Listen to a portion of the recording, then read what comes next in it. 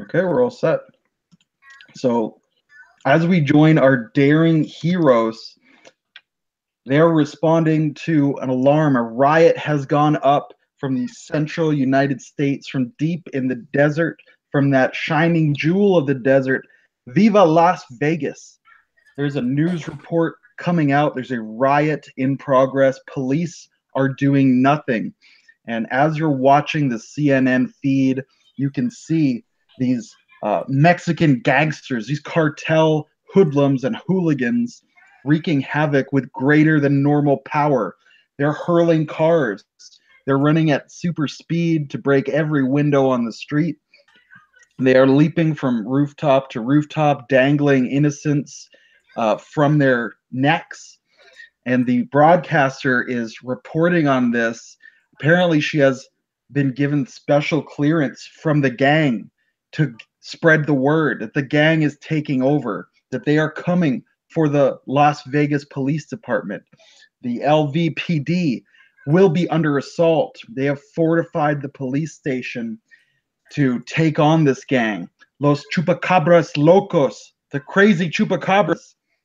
They apparently have gained some sort of super power, and they are massing, they're causing this havoc. So they will then march down the street to the police department, and they have promised that they will slaughter every officer in uniform who tries to defend that office.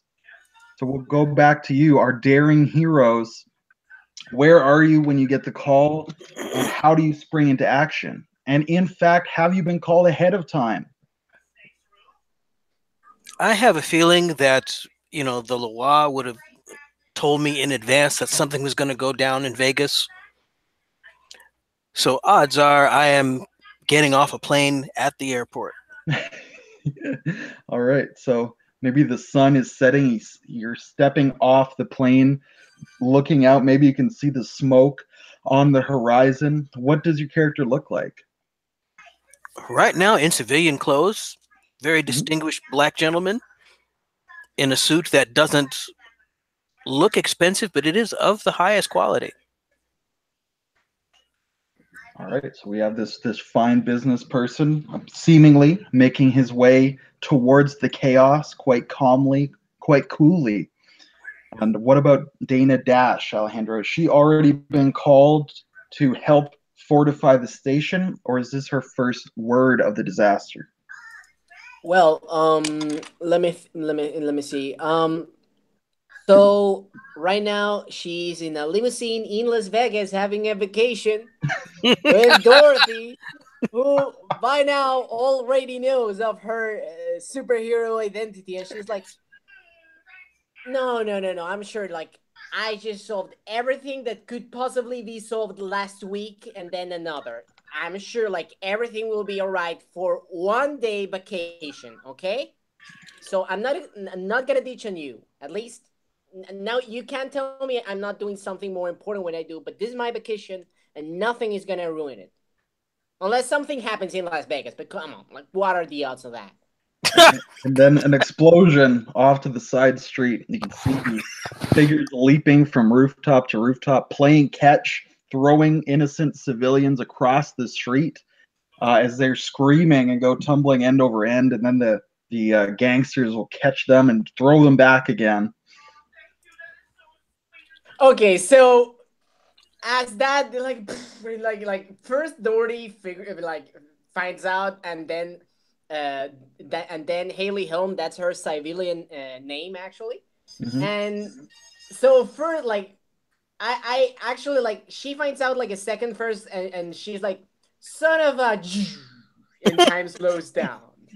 And then it's like I see her, I kind of see, like, I take, like, I open the door and see a thing, and then I could just go like, and I look back, and I look at that expression of her, and I start with her pretty much. Like, I start, like, I make it like a quick run to the next wall and back to the limo. As I make that first small sprint, immediately the blue energy engulfs me.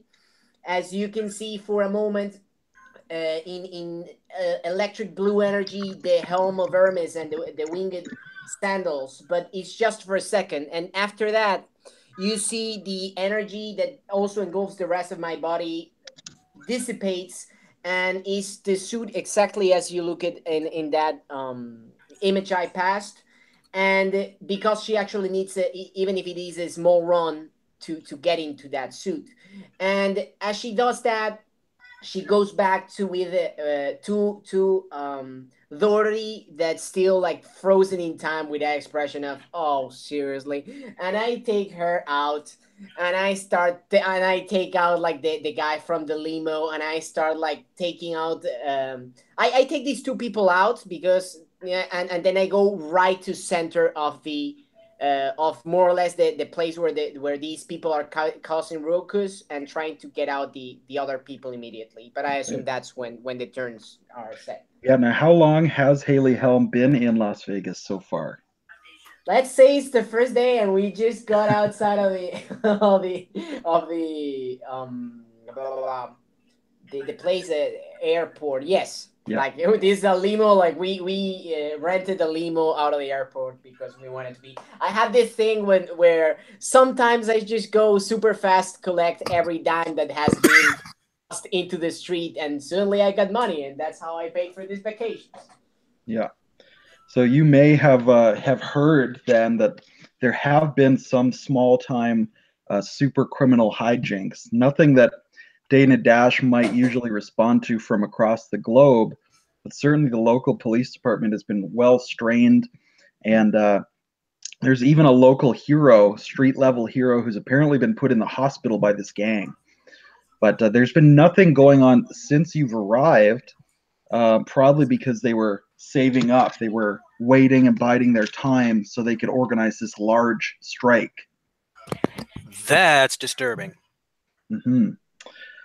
So go ahead and we'll roll initiative to see who arrives on the scene first. Okie dokie. But, Dice. That'd be good to have. So I believe you have +1. Yes, I do. Mike? You want me to roll for you, Alejandro? What are we rolling? Yeah, Just if a you D20, want, and then you're adding +1 to your result because you have +1 initiative. Oh, wow. yeah, I have a blazing 2.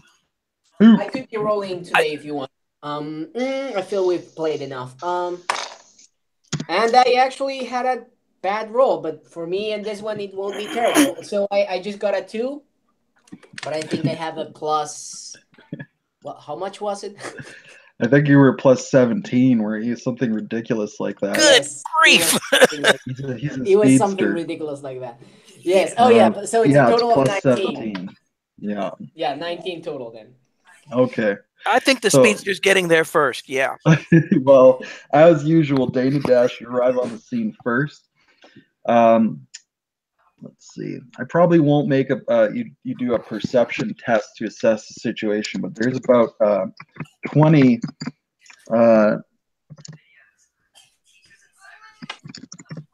chupacabras. I'm just trying to spell that. There's 20 of these Mexican gangsters, these cartel members. They each appear to have some degree of superpower.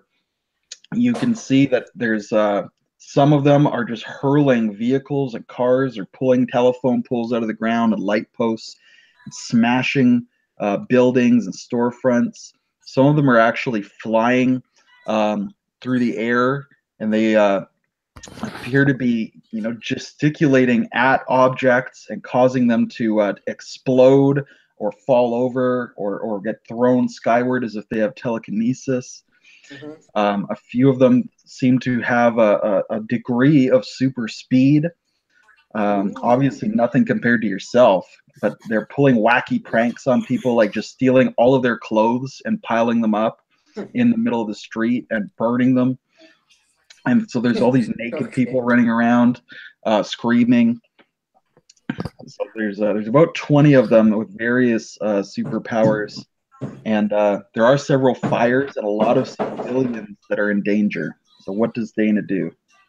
Okay, so the immediate people that kind of worry me the most is the speedsters, because they can do more trouble in less time.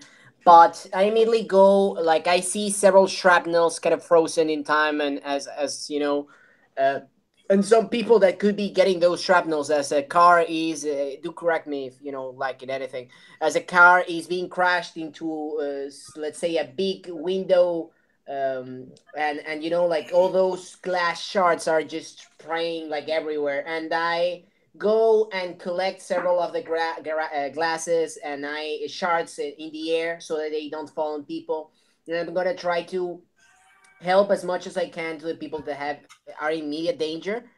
Um, and depending on how many of those are, that could be my entire turn, or I could be trying to call the attention of the speedsters, if that in itself does not do it. To be fair, so yeah. Sure. Yeah, you can. I'd imagine you could either pull the civilians out of there, or, like you said, try to get the attention of all these goons and soak the heat onto yourself. What do they call that in video games? Aggro. You could get some Yeah. aggro.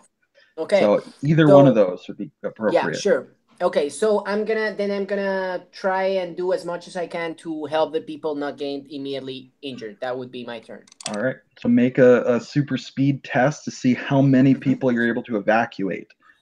Okay. We're going to say this is a super heroic challenge, so you're looking for a 35 or higher to get all of them out.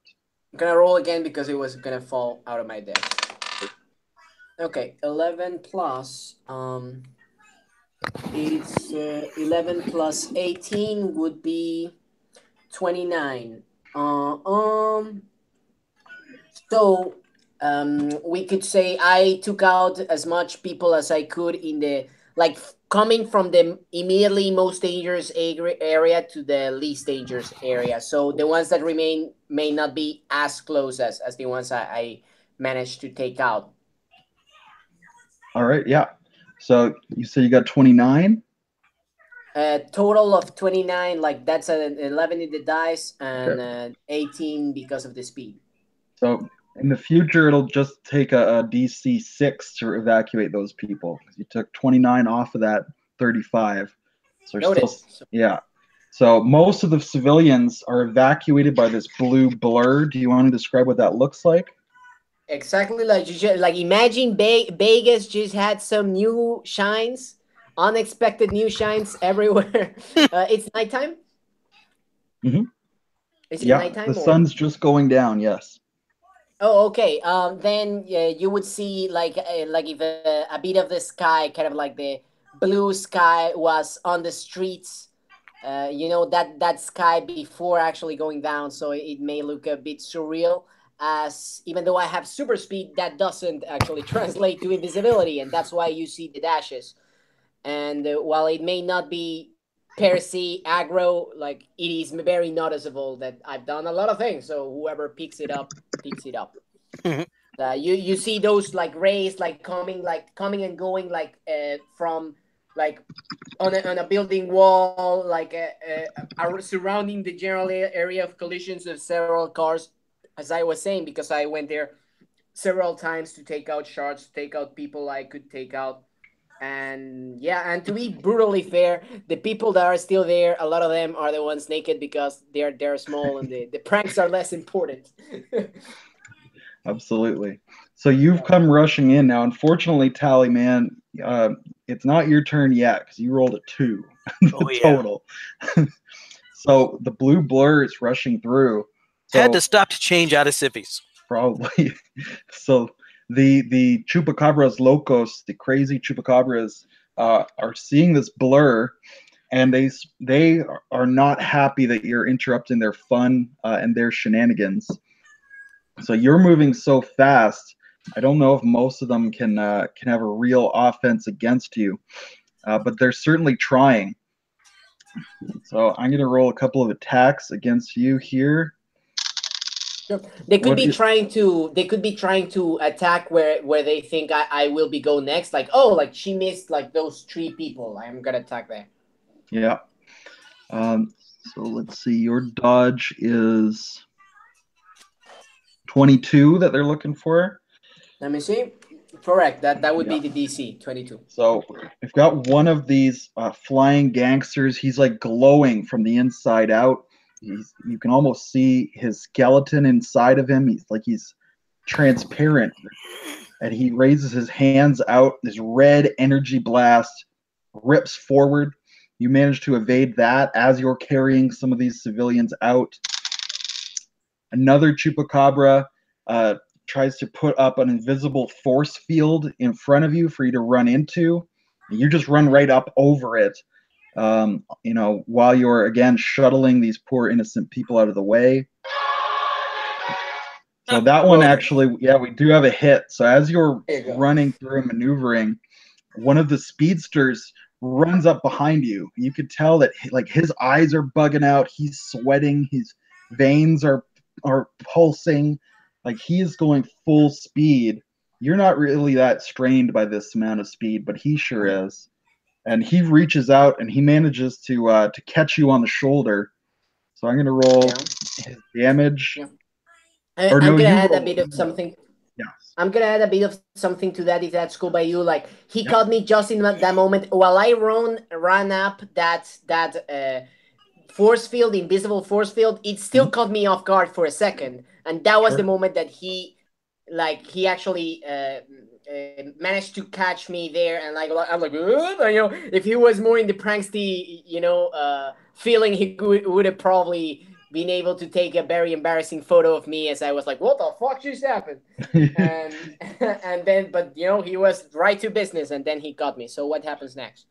We'll make a toughness test. We're looking for 22. I'll just tell you that straight That's out. pretty tough. Oh no, that was actually a 1. So if you play with botches, that was a 1. Okay. Well, what's the total? What's the total? That would be a total of 9. So actually, it's not 20. I was thinking of the guy with the super strength, the speedster. His damage is probably only going to be like 12 or 15, somewhere in that range. So you said you rolled a 9? A total of 9, counting the dice, and that counts my toughness that rolls with the punch. All right, so that sounds like 1 wound, but you're not stunned in any way. So he's run up, he grabs your shoulder and throws your shoulder and head back. Your feet keep running forward, and you just hit the ground really hard. You manage to roll in such a way to cradle the civilian you were carrying, so you take the brunt of the impact rather than them. So you just go rolling end over end, and you smash into the side of a wall. But the civilian gets up and just runs away. She's fine. You saved her, this little 12-year-old girl. But you've taken a wound on that one. And as you're laying there, another goon is going to come up, and he hoists up this motorcycle like a sword, and he swings it down. He's going to smash your head in with the wheel, but your super speed recovers you just enough that you spring out of the way, maybe a forward roll, and he smashes his motorcycle into the pavement where you were a minute ago. Okay. And then we'll come back. A question. You said they got me. That's a -1, a -1 plus dazed, staggered. No, first just degree, second degree. Just very, very first, or okay. Penalty of 1 from or flat. on, yeah, it's a penalty, but you're not dazed in any way. Okay. And now we're through to the Tallyman. Alrighty then. So describe your grand entrance on the scene and what you look like. Oh, no grand entrance. We're coming in sneaky like. Okay. First order of business, since ordinary street thugs are not normally enhanced like this, we know this is an optional extra that's been added. So I'm going to use the Mystic Senses to see if this is a magical effect that is enhancing them. All right. So that's pretty much, I would say, free action. And you don't detect any magic other than Dana Dash. She's probably glowing with magic. But none of these goofs are, no. Okay, well, I recognize that blue suit. She's normally not moving that slow, which means it's a bad situation. So let's do something about trimming the odds.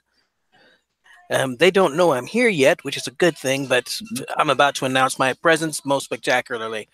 So one of the alternate effects I took was chain lightning. Nice. Which is a 10-point blast with 2 levels of multi-attack.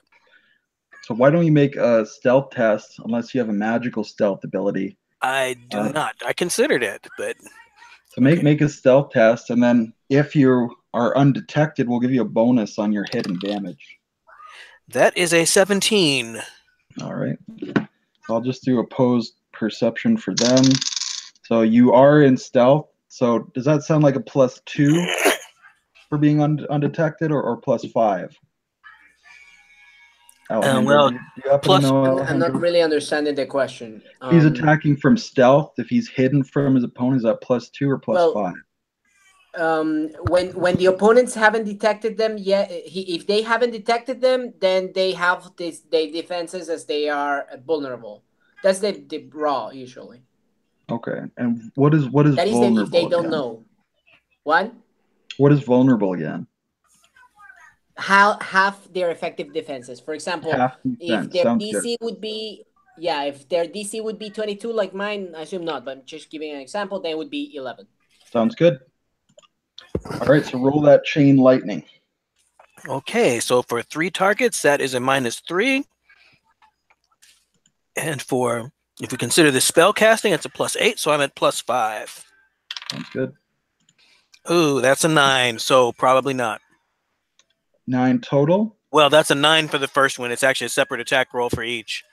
Okay, let me grab their dodge here. Now we've got, like I said, we've got a whole bunch of them with different powers.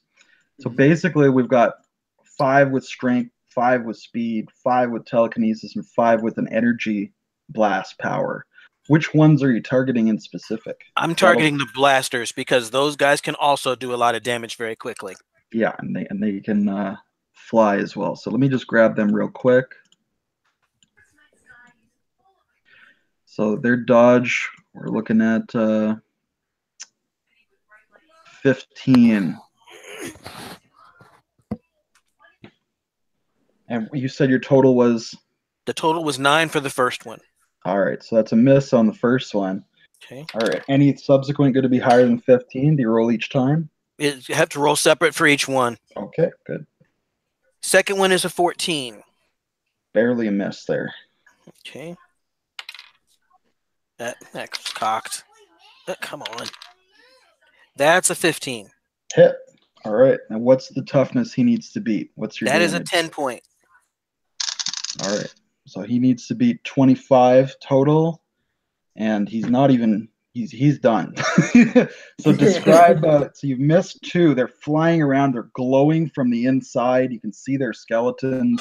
They're blasting this red energy from their hands and eyes and mouth, depending on their preference. So you've come out chain lightning. What does that look like? You've incapacitated one of them.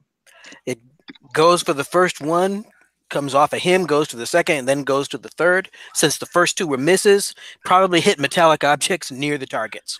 All right. And at least one of them just cries out in pain. He's electrified, and he just falls to the ground. Maybe lands on top of one of those smashed up cars.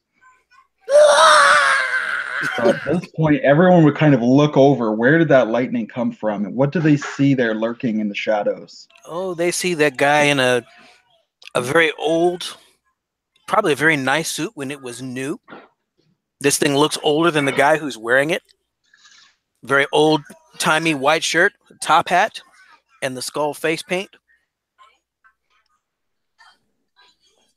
Sounds good. So I can imagine, especially since these guys are, they're Mexican gangsters, they might be a little spooked by this. This is kind of like Day of the Dead kind of stuff for them.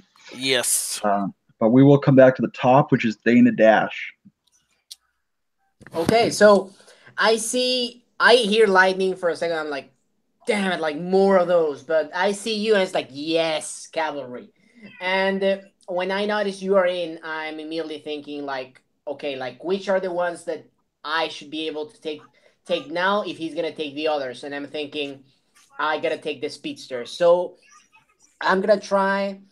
I'm gonna try to hit the closest speedster I got. I will ignore the non-speedsters for now, as I think I should take the ones that will be very difficult to hit for my new ally. Sounds good. Now they're a lot slower than you are.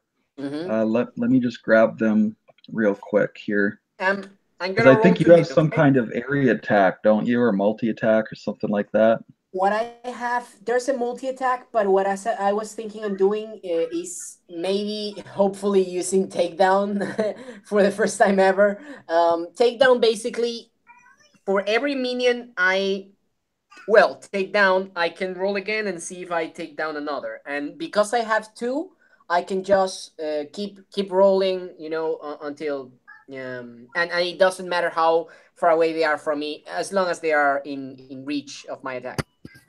Sounds good. So I'm gonna prioritize the speedsters, anyways, though. All right, go for it. No, actually, I'm gonna actually prioritize the guy that just hit me at the very last with a kind of a motorcycle blade. You said? Yeah, he tried to hit you with a motorcycle. He's trying to use it Yeah. like a sword. Okay, I'm gonna try to hit him first. Okay. Okay. Okay, 13 plus 14. That's total of 14. That's total of 27. That's a hit. What's your damage? Awesome. Okay, my damage is just with that is just a 1, so that would be a 16. All right. So now the minion rules basically they get taken out as soon as they're dealt a single wound, correct? Mm-hmm. Yes. All right. So Any we're effect is down. the maximum effect. Sounds good. So that also So counts for afflictions. yeah. So describe how you take him out and move along to the next. Okay, so the last thing that happened when he kind of attacked me was like he came with a motorcycle and he just fell on a car. Then I see this chain lightning, zoom, zoom, zoom. And when he was for a second like looking at the new Tallyman that has come, and I looked at him like, yes, cavalry has come. And he was like, oh no, cavalry has come. And in that split second, and as he was coming back to look at me, he just looked very like he just could basically smell my fists on his nose for a split blink. And as they retracted, I am gonna direct myself to the closest speedster. As he falls, he's still falling, like he's like, he's there while I'm directing my like you can kind of see in slow motion. I'm already like coming out of air, and it's like you can still see that lip kind of a slow motion trembling. And the full impact of the thing has not yet reached him. Sounds good. So roll for the next one, the speedster. Okay. This one's gonna be harder, but let's try. Oh, yes, 19. That's a hit. Yeah, okay. So again, the damage is 16. Yes, correct. All right. So describe how you take out one of these speedsters. Okay, so I go towards the speedster that was kind of like let's use the same thing. Like you came in and a lot of people like look at you and they're fucking spooked, and I'm taking that entrance like in that moment. I gotta use that moment for me, and I take him by the jacket, and I kind of like pull him. I take him by the jacket. I pull him. And I pretty much headbutt him in the nose as he's go like, and I throw him to the side as I go towards the next one. All right, roll it. 18. Nice. That's a hit. Yep, and it's a speedster again, if there are any. Yep. Yeah, so this time as you come in, you don't manage to knock him out. So it's a hit, but it's not a knockout. You want to describe that? Sure, let's do this. So as I go and take that guy, like I see a fat guy kind of like looking at me and getting smart. Like I can already see how he's faster than the other regular folk, right? And he's very fast. I go towards him and I boom. I try that kind of impulse thing, and I try to hit him in the gut, but at the same time I'm not very combat savvy, and I got kind of spooked because he was faster than I expected, and he wasn't distracted like the others, or he wasn't when after I took out the others. So I just like literally hit in the best spot for him, as all that fat just pushes my fist out, and he kind of like makes an evil smile, as he's not slow like the others and he can take a punch. All right. So then we're on to the Chupacabra's turn.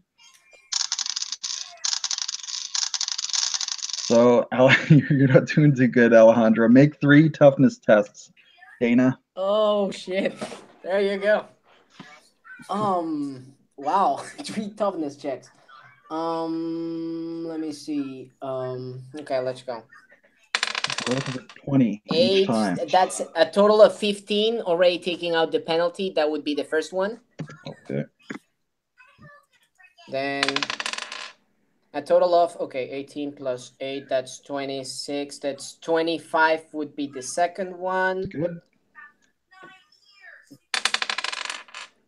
Shit, and the third one was just a 3, so that's a total of 11 for the third one. 11 total? Yes, I'm afraid it is. Okay. So you take 2 additional wounds, and is it dazed as the first level? Yes, the first after the -1 penalty is dazed. All right. So Dana, you've run over. You just smashed this big fat speedster in the gut. And maybe you just hesitate for an instant as you're like, why is he still standing? And then like coming up from behind you, you get the super strength dude, and he like crotches you from behind, throws you up into the air, and the telekinesis buddy, he's floating up there. He creates a force field around himself. You splatter into the force field, and you fall down into the ground. And the energy blaster fires on you, but you manage to just roll to the side. So you've taken 2 hits, and you fell from about 40 feet up. So that's your 2 effects there. Okay, so you're for getting the beat down narration, from the let's say feet. when I fell and the laser came to me, I rolled underneath a car, and I basically looked at the laser like, I was like, son of a, and I kept rolling at super speed. So the 2 effects would be 2 attacks each is at 2 effects, or how is it? Yeah, 2 like of them. The first one, how many degrees did the first one get? The first one was less than 5, so it's flat, or 1. I can't remember how the system measures. Yeah. That's less than 5 is a -1. Or does it just go 1, 2, 3? Mm-hmm. And then the second one was greater than 5, so that's why you got dazed on top of it. Okay. So that makes -3 in toughness checks and dazed. Total. Okay. Yes. Yeah. All right. And they're also going to be attacking you, Tallyman. So I'm just going to. Of course they are. Well, there's a lot of them, so they can. I'm just going to grab your your sheet, and dodge is 8. Rolls 8. Okay.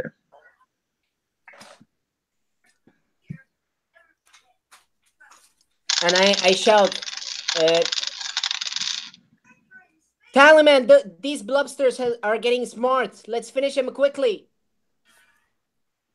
Of course. I said blobster, particularly looking at the fat speedster.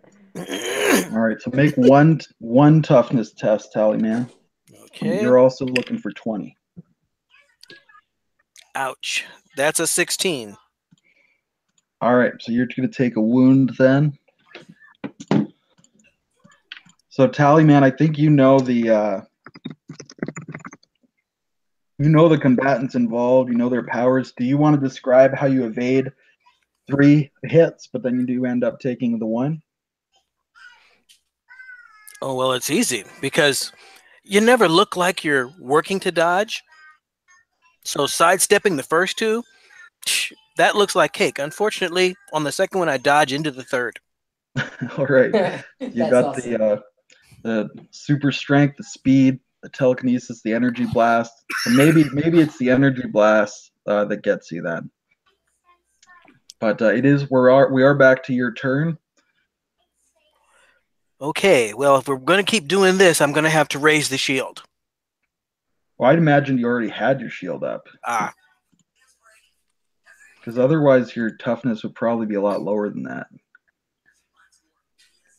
Oh, well, yeah, that's probably what's doing that. So, yes, and that being the case...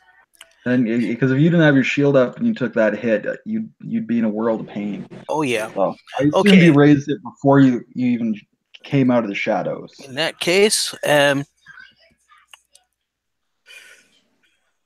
We want to take these guys down quickly, as he said, so the chain lightning is still a good bet. So let's go for the 3 that attacked me. All right. Okay.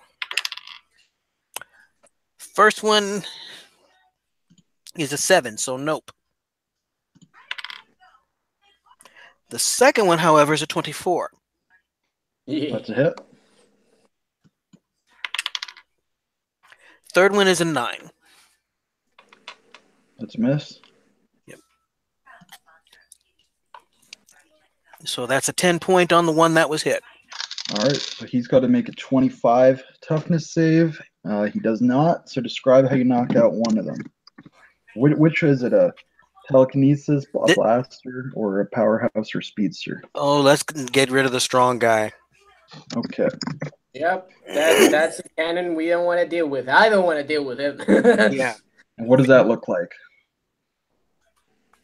Well, that looks like him getting lit up from within. Now he looks like the blasters because you can see the skeleton glowing.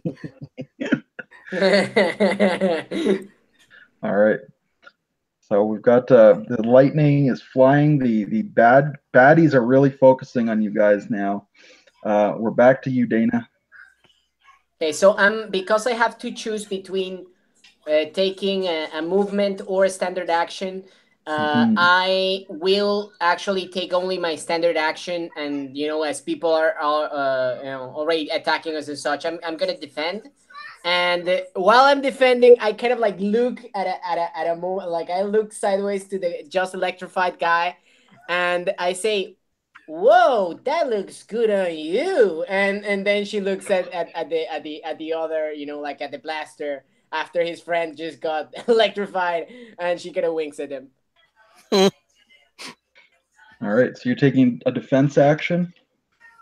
Yes, it's a defense action. Okay. That means that, if I'm not mistaken, that means that I roll my dice to defend, and any roll between 1 and 10 gets added a plus 10. And there's something else, I think. Sounds right. Oh, yeah. So we're coming back at you. Ouch. Yeah. Yeah. We've got so you're rolling. So roll 4 defense rolls, like 2 parries and 2 dodges. Okay. The first one is let me see, 17. 17. The first one. So you're no, wait a struck second. once. How does that? No, give me a second. How the? Are we going like in order, like parry, parry, dodge, dodge? Whatever order you want, doesn't really matter.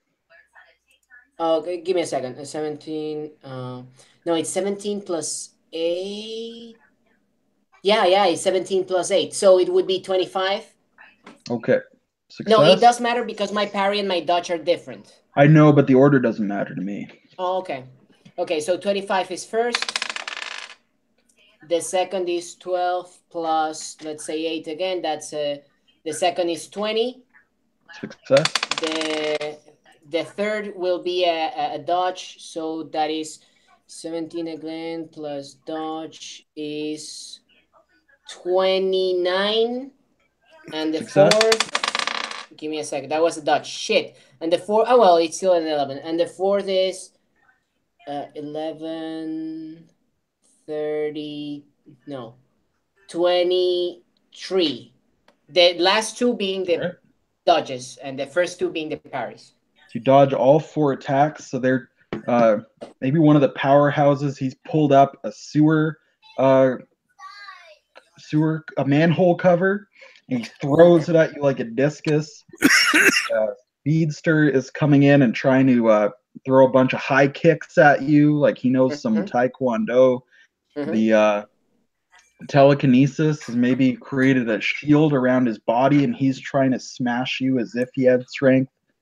And the blaster, of course, is just blasting away like a machine gun, and you are just this, frenetic blur. Let me describe that. I get an image. Okay, so the first one tosses me this sewer disc, right? So I take the disc, I use that disc to kind of like as the speedster comes with this fat guy, like he's fucking amazing. He's jumping, making a taekwondo kick, and I kind of like give him, like I give him that I use that disc kind of like deflecting him to a side, and then as these other guy comes with the telekinesis, I run around him so that the blast first like takes it's not making damage because he's got the barrier on, but first like hits the barrier of the telekinesis, and then I throw the sewer disc at the blast so that it just disperses all the energy and no one gets to actually hit me.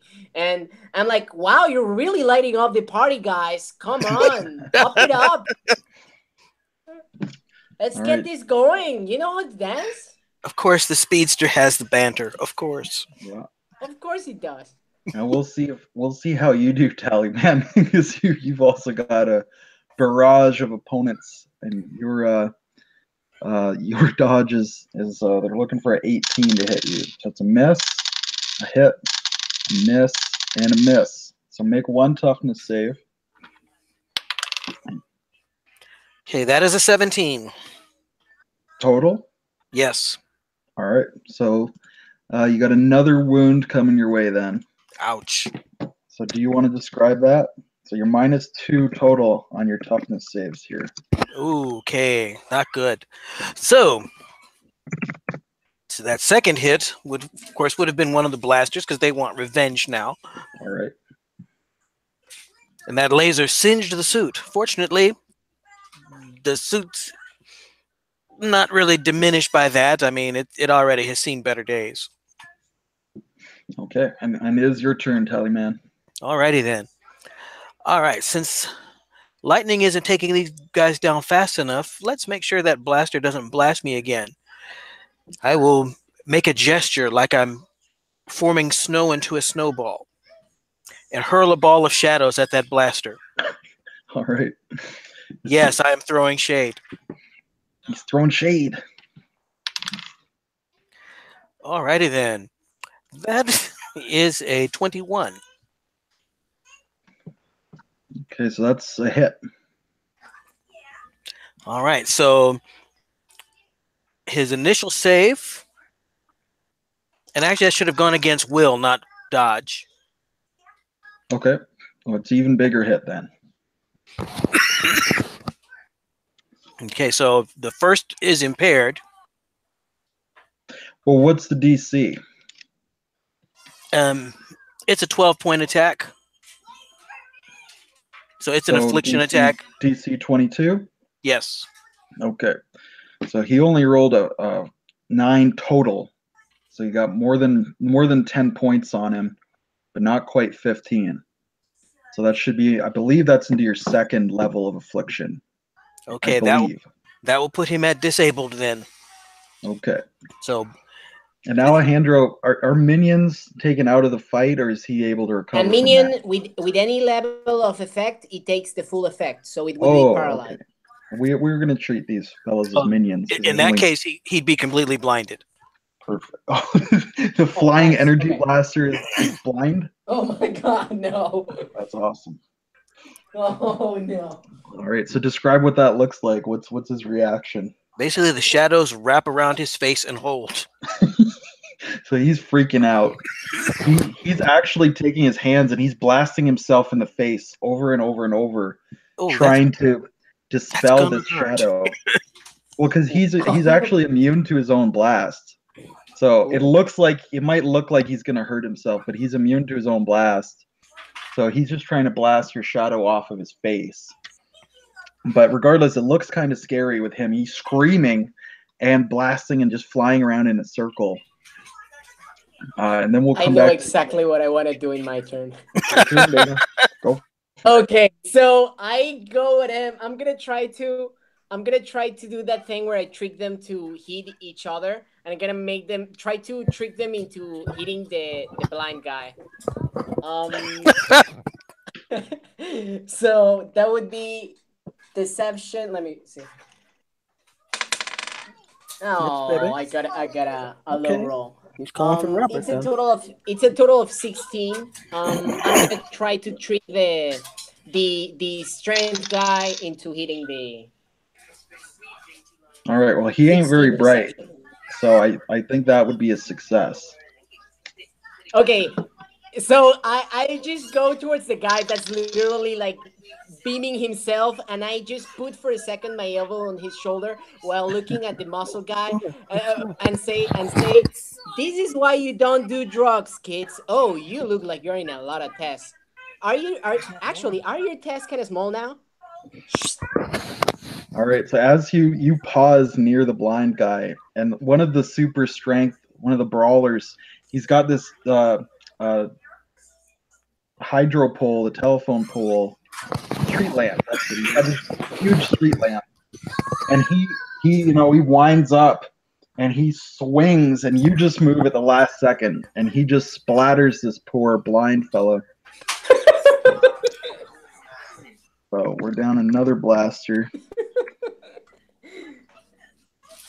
You see, maybe if you were in roids, I couldn't say that easier as I, You may have like actually took that out of the park. Yeah. So is that your full turn, Alejandro? Yeah, that's a trick, deception. That's the start that I'm running around basically. Sounds good. So let's see. We're down 1, 2, 3, 4, 5. So we still got 15 of them remaining. Taken out 5 so far. There's 15 remaining. Well, we took out 5. Didn't they take out 1? Well, I mean, or is he counting in that counting 5? that as Alejandro. Ah. Yes. I'm not. I'm piling on those -1s. That is not good. By the way, I'm no longer dazed because that's just 1 turn, by the way. But I still got them. Yeah. So as so at this point, you hear sirens, and looking over down the street, you can see this like convoy of SWAT vans and police cruisers. Because remember, the police had fortified the station. They thought Los Chupacabras Locos was going to attack the police station, as they promised to do. That's why the station was fortified. That's why the police weren't on scene. But now, obviously, they've heard that you guys are here. You're the cavalry, and they're coming to help you and back you up. So the SWAT vans are pulling up, and the police cruisers probably, on their next turn, they're going to come out with assault rifles and tear gas and all that good stuff. But before they can do that, it's Los Chupacabras' turn. So they see the cavalry coming. So I'm going to make a morale test. Don't pick Chupacabras. Yeah, they're not afraid of the cops, it looks like. So a few of them are still going to focus on you guys, but a bunch of them are now rushing towards the police. Oh. One of the strong men gorilla presses the SWAT van up over his head and just throws it. And we'll see. Dana, do you have any kind of reaction to try to save the? I have an interpose. I'm gonna try to interpose.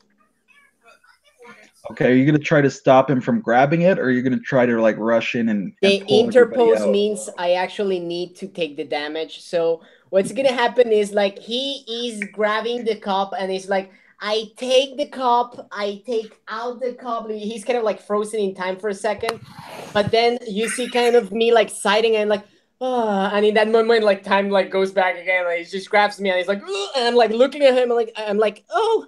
You ever heard that of whenever you are not chasing the girl, you actually get the girl? Lucky you. Wait. So make a toughness test then. So you're looking for 20. This is not a great. This is not a great day for me. Oh. Okay, that's not bad at all. Although actually, I just make it because I got 15 and minus 20, just 20. Perfect. So you don't take any actual lasting damage. You're just bruised up a little bit. Okay. But yeah, the Chupacabras are going to keep attacking you guys a little bit. Got 2 misses against the Tallyman. I got two hits against you, Alejandro. So God damn Alejandro, it. make 2 toughness tests, Alejandro. 2 additionals. And Oh shit! we're looking for 20 They're once gonna more. destroy me. Okay, so 16 plus 5, that would be 21 is the first one. Okay, so No, you're good. because no, it's less than that because I'm currently grabbed, so that is less. That would mean it's not 21, it's 18.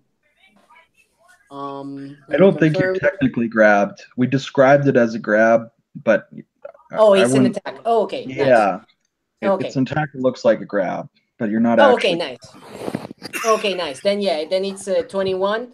So I said like lucky you, but then I kind of like squeezed out. Yeah. And okay, so 21 was the first one. I just rolled 1 for the ones that you told me right now, right? Yeah. So roll one more. Okay. Shit. Okay, now he gets me. That is a total of let me see if that's a 70 toughness. Okay, so that's another wound on you there. It's a normal wound, or is it a -1, or is it 1? Or is it Just what? -1. Oh, Yeah, okay. so no days, nothing like that. So Who is that was that? Psychic or who? is that 2 total wounds for you now? I am at 4 minus. I'm in -4 toughness to all Okay. toughness check. Yes, I'm not in a nice place. So who was the So one if you that take took another that? wound, you're knocked out, correct? No. The way this works, basically, I could be knocked out in a single punch Oh, if okay. I. But that is always like if they have like Yeah. a -15, like if I am below 15, they're hit. I'm incapacitated. That is always. Now, because I'm at -4 in toughness, it's easier for me to be knocked out, right? So Yeah, that's I how was that thinking of works. Savage World, so my confusion. Okay. Okay. So yeah, so you've been grabbed and maybe maybe the blaster flies by and he blasts, but you just turn your head and he actually hits the powerhouse in the face. And the powerhouse kind of staggers back a little. And then you think that you're free and clear, and then one of the speedsters just comes flying in with a sidekick into your gut, maybe.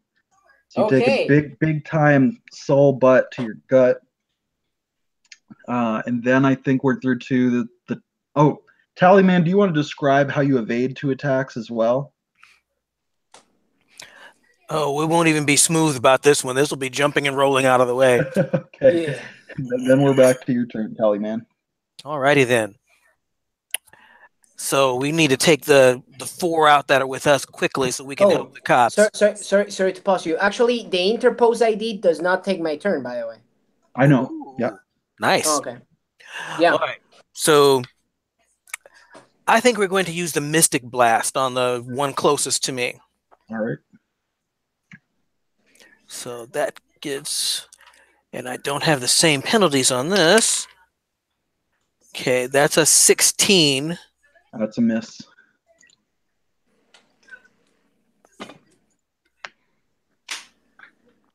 Ah, bummer. Do you want to describe what does your blast look like? I spit out a stream of angry ghosts. Oh, all right. Yeah. So maybe you thought you were aiming for a powerhouse, but you actually aimed at a speedster because, you know, it's hard to keep track of which of these goofs has which power. And he books it out of there when he sees these ghosts running at him, but he's not actually hit by them. And then we're back to you, Dana. So remember, the Okay. police are now on the scene. They're going to be deploying and shooting on their next turn. Okay. Let me see. How many minions do we have right now? Well, we eliminated 5, so we've got 15 left. What? What? We have 15 people here. 15 Like super evil, goons. 15 evil super goons. Yeah, you started with 20. You took 5 out so far. Oh my god. Okay, so we're totally gonna go for the non-speedsters and use takedown like yesterday. So let's try that. I'm gonna roll and see if I take them. Yep.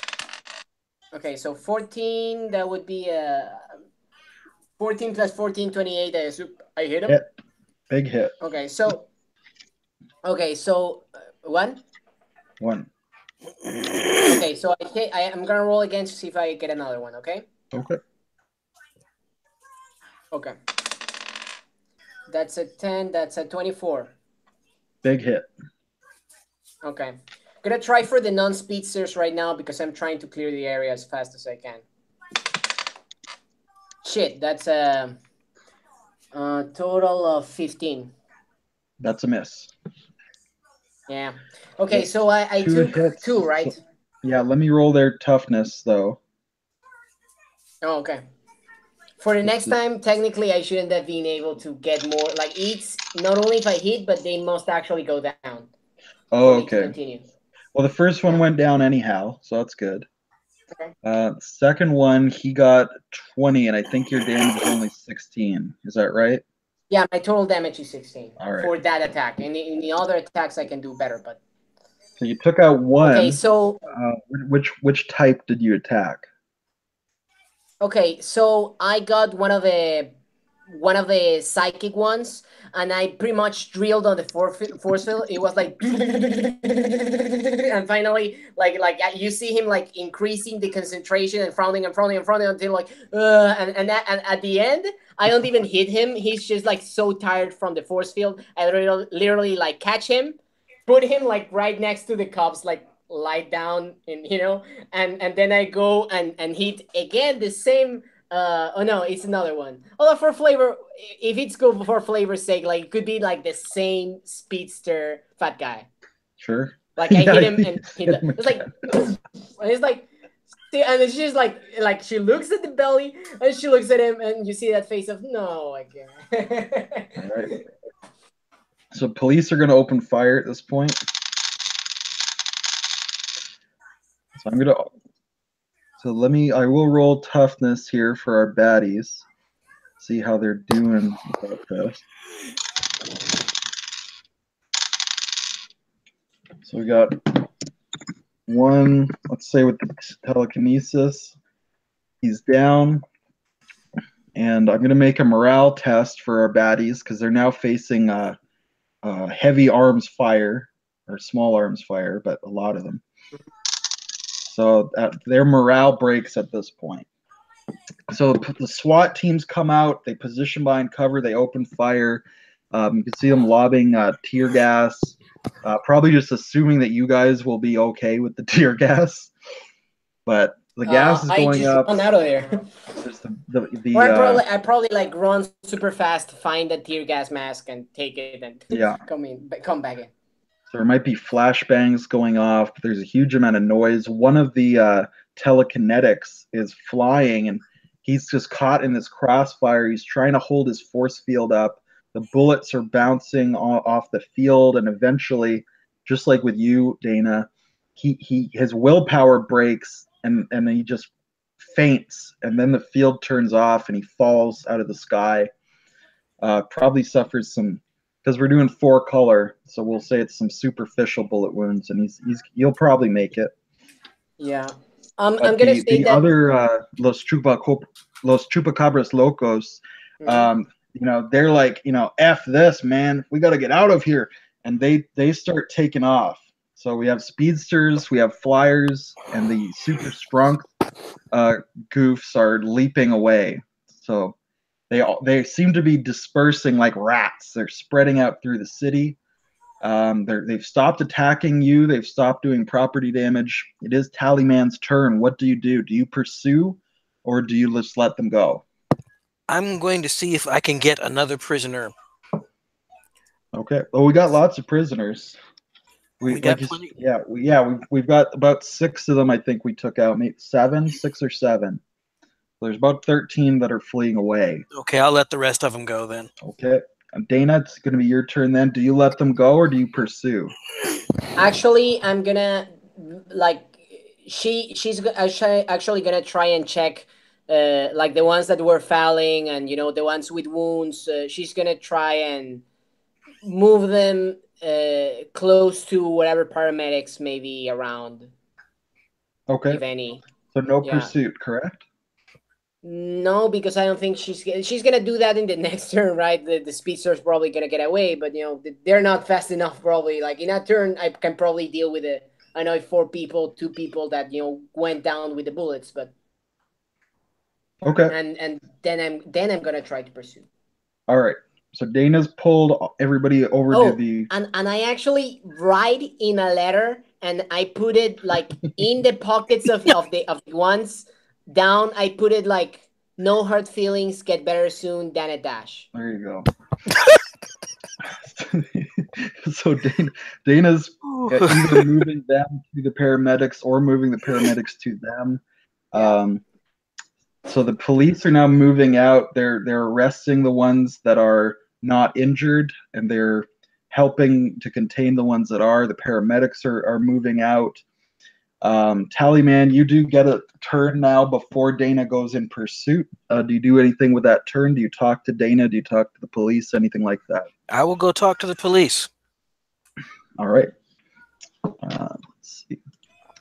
Now, do you guys want to take an intermission, like a bathroom break at this point, or in another half hour or so? That would be good now, actually. Okay. Yeah, I would like it now. As a note, like she's about to to go run to get the others, but then she's like goes back, takes the letters, and adds, "And please make better life choices. I believe in you." And puts like a smiley Yeah, smiley I face. believe in And you. it's all made with blue pen, obviously. All And right. then she goes pursuit. And We'll have a 5-minute break, hit the bathroom, grab a cup of tea or coffee, and we'll come back. Sounds like a chase scene will ensue. Sounds good. Okay. Yeah.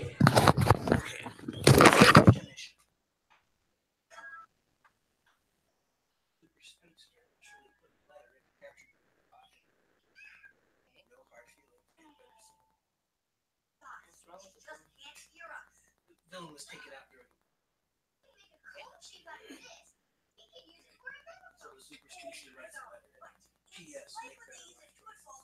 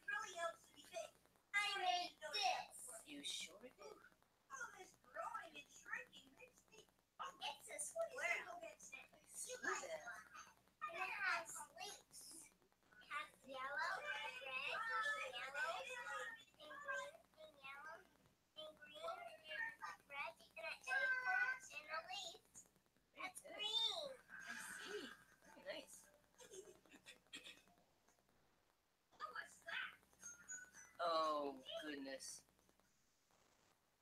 She made herself giant.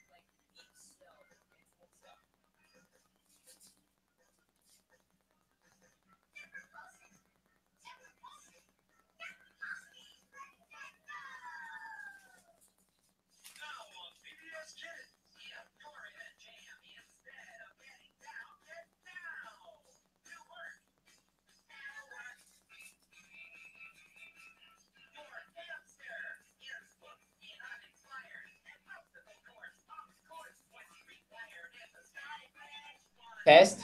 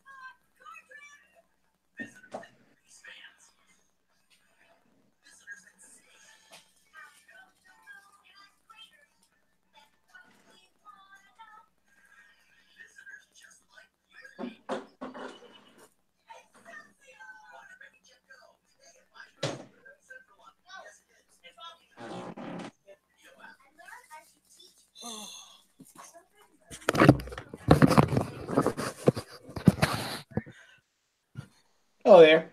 I am back. Welcome back.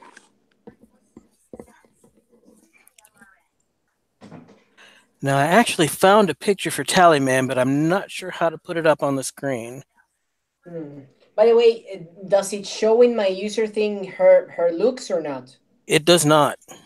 Oh, god damn it. Oh, well. I think you actually have to have the profile picture set up before you come into the Hangout. Because the other time it actually worked somehow at some point, and I thought it didn't, but he was like, oh, yeah, we can actually see it. And I was like, oh, cool. So, yeah, no idea.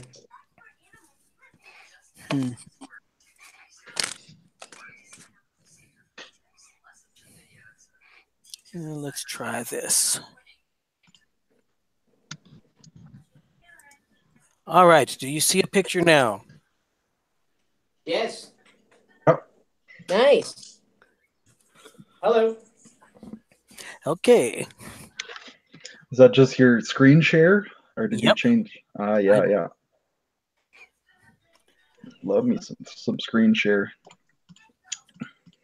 Yeah. All right. That's enough of that. What should the local superhero be?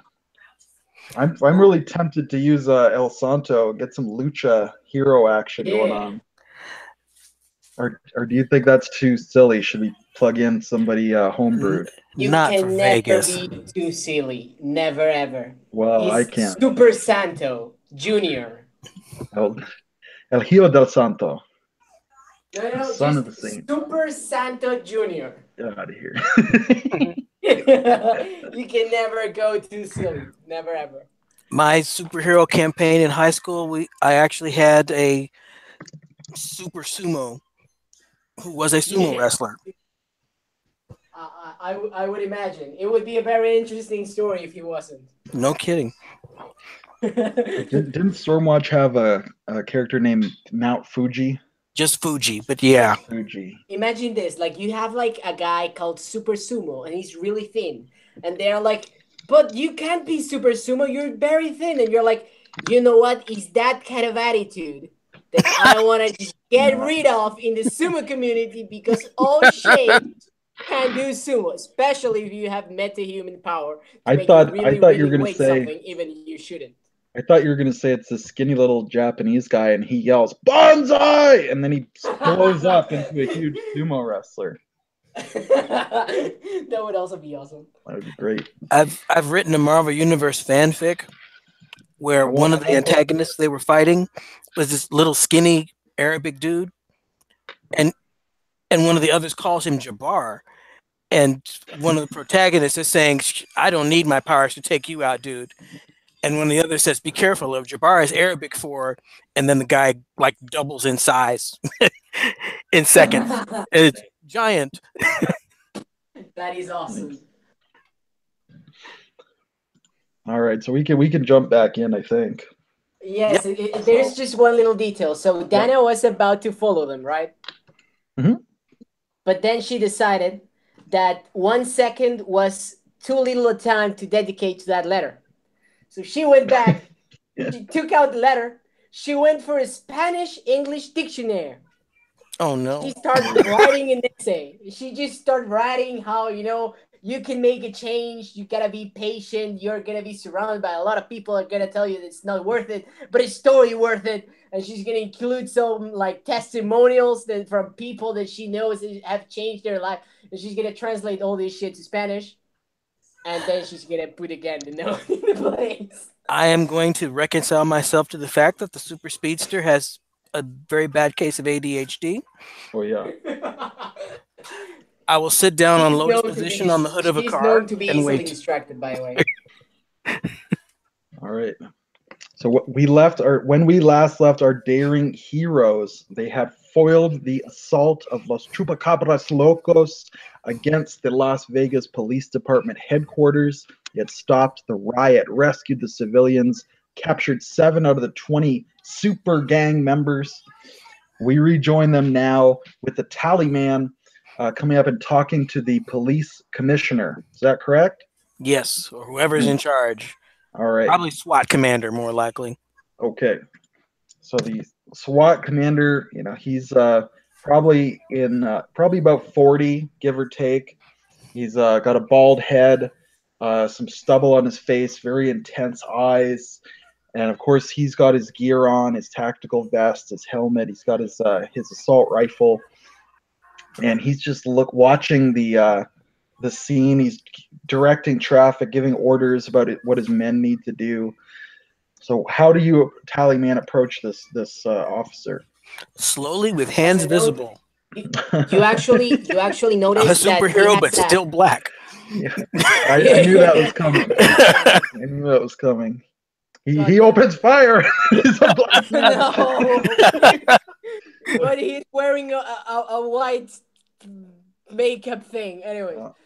I was in fear for my life. Unfortunately, most of the people with this makeup scheme are on the other side of the law. That is actually true. That would actually be a good reason to shoot you. Oh my god! By the way, you notice that the guy, the super uber cool, like impressive SWAT dude, has a post-it note with blue pen that says, "I'm in the chase, Dana Dash." Okay. His chest. That's good. Just post-its appear everywhere near Dana. What does Tallyman ask this gentleman? So, officer, what is the situation? Well, you just saw the situation. They took off. I mean, we're right glad that you came down. I almost wish you got here sooner, but I won't look a gift horse in the mouth. Those goddamn chupacabras. Have there been other attacks? Well, not to this scale, but there's this drug on the street. It's giving these goddamn gangsters superpowers. They call it mask, and they say they're going to mask up. They're going to get powers and take over. Any leads as to the source? Well, we've been doing our very best to find it, but so far we ain't found nothing. Our local hero, Negro Mascaras, he was on the case, but god dang, we found him in a dumpster. He's in a coma in the hospital now. Most disturbing. I think perhaps more investigation is in order before we try to pursue these criminals. Isn't that right, Dana? Dana? May or may not notice the post-it note now. Yeah, we'll cut back to Dana Dash. So you said you were in pursuit of these goons, right? Yep. So are you trying to capture as many of them as you can, or are you following them to try to find their hideout? Following them. Okay. Make a stealth test. Sure. Give me a second. And I don't know if you should maybe get a bonus to that from your super speed or not. I'll leave that up to you. I think I shouldn't, because the speed doesn't by crunch give me, and I have a nice descriptor that makes reasonable so they don't. So they'll probably actually spot me because I got a 4 plus it's a total of 9, so someone's gonna spot me. Let's see. Well, actually, they're in such fear right now, Yeah. and they actually don't seem to notice you. Ah, morale penalties are good. Yeah. So, let's say you're maybe following one of the speedsters. Does that make sense? Are they all scattering or are they They're going to the same scattering like direction? rats. Yeah. There is, if there is any group that seems slightly bigger than the other, I'm gonna try to follow that group, whether it's the speedster or not. Okay. So You know maybe what I you're mean? following that big fat speedster that you were tussling with earlier. Sure, that sounds fun. That's a great idea. He's got this little. That lurker owes me. He's got this little skinny speedster with him. So they're like the super speed brothers, and they're hermanos, please. They're the super speed there you hermanos. what's a good word? What's a good word for speed in Spanish, Alejandro? Velocidad. If you Right. wanna go like full on like fuck, like political correctness, there's this guy, Speedy Gonzalez. Yeah, Political correctness is for little bitches. I know, but They're what's a tag team name for these guys? Los Hermanos what? Los Hermanos Lightning? Los Hermanos Guerrilla, because they use There you guerrilla tactics now that they are fast, so they kind of like do some. They hit you and they run. Okay. So Los Hermanos Guerrilla. I'm sure I'm not Yeah. saying that right, but Fair enough. It sounds a lot tougher when it's said with an English accent, because then you're an immigrant and surely evil. there you go. Or yeah, Los It's Hermanos perfect. Tornillo. Maybe that or Huracan. Hermanos what? Tornillo or Huracan. Tornado or the hurricane. Okay. Hurricane is actually huracán, so or That's tornado. what I said. No, you said like tornillo. Like you said like tornillo is like. Well, don't worry Tornillo about is that. tornado. Don't worry. Huracan Your is Spanish hurricane. is beautiful. My English is terrible anyway. So All the Spanish I know I picked up from watching Lucha Libre. Yeah, I assure you, your English is better than my Spanish. There you go. So you're following these two speedsters. They're zigzagging through the city. You're way faster than them. Oh, wait! Actually, zigzag. Zig and zag. Yeah.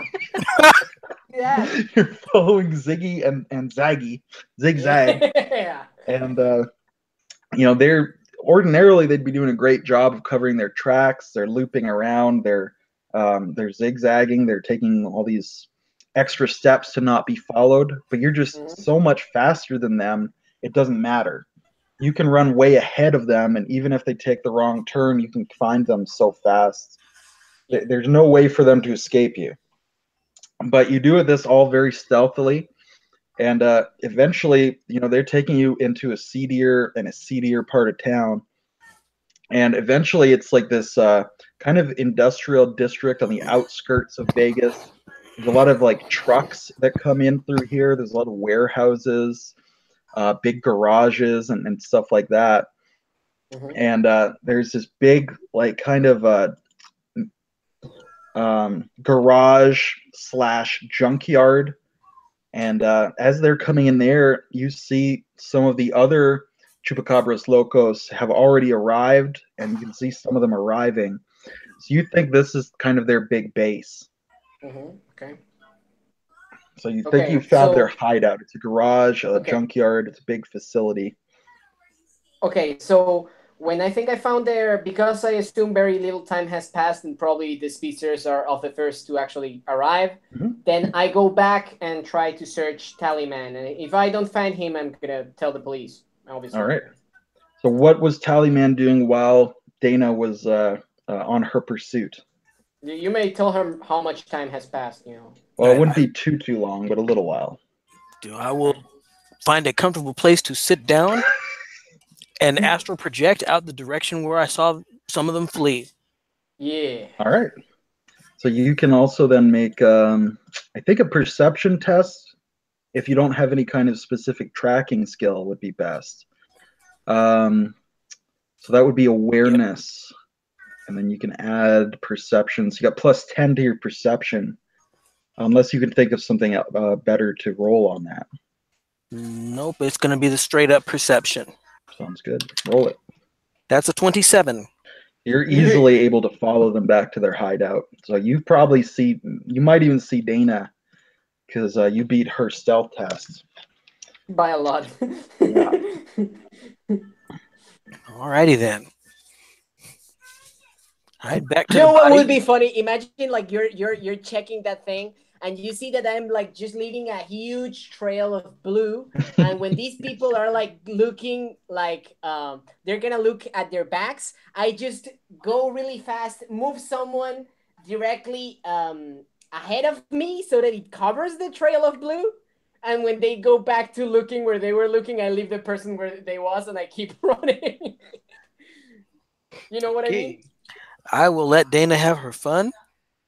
I will try to get an address. Yep. So do you scout the inside of the base at all, Tallyman? You know what? I should probably do that too.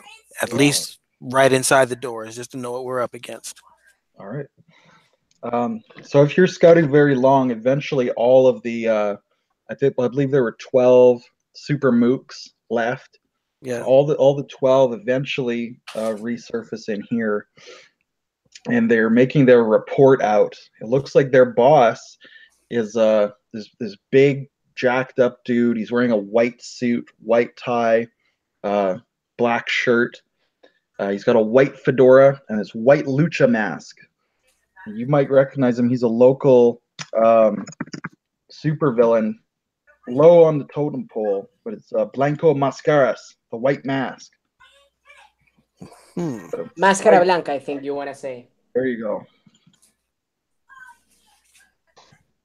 So he's giving, he's like reaming them out, you know, just cutting them up, and you know, saying, man, you guys couldn't even handle taking out some cops just because this skeleton man showed up? You're pathetic.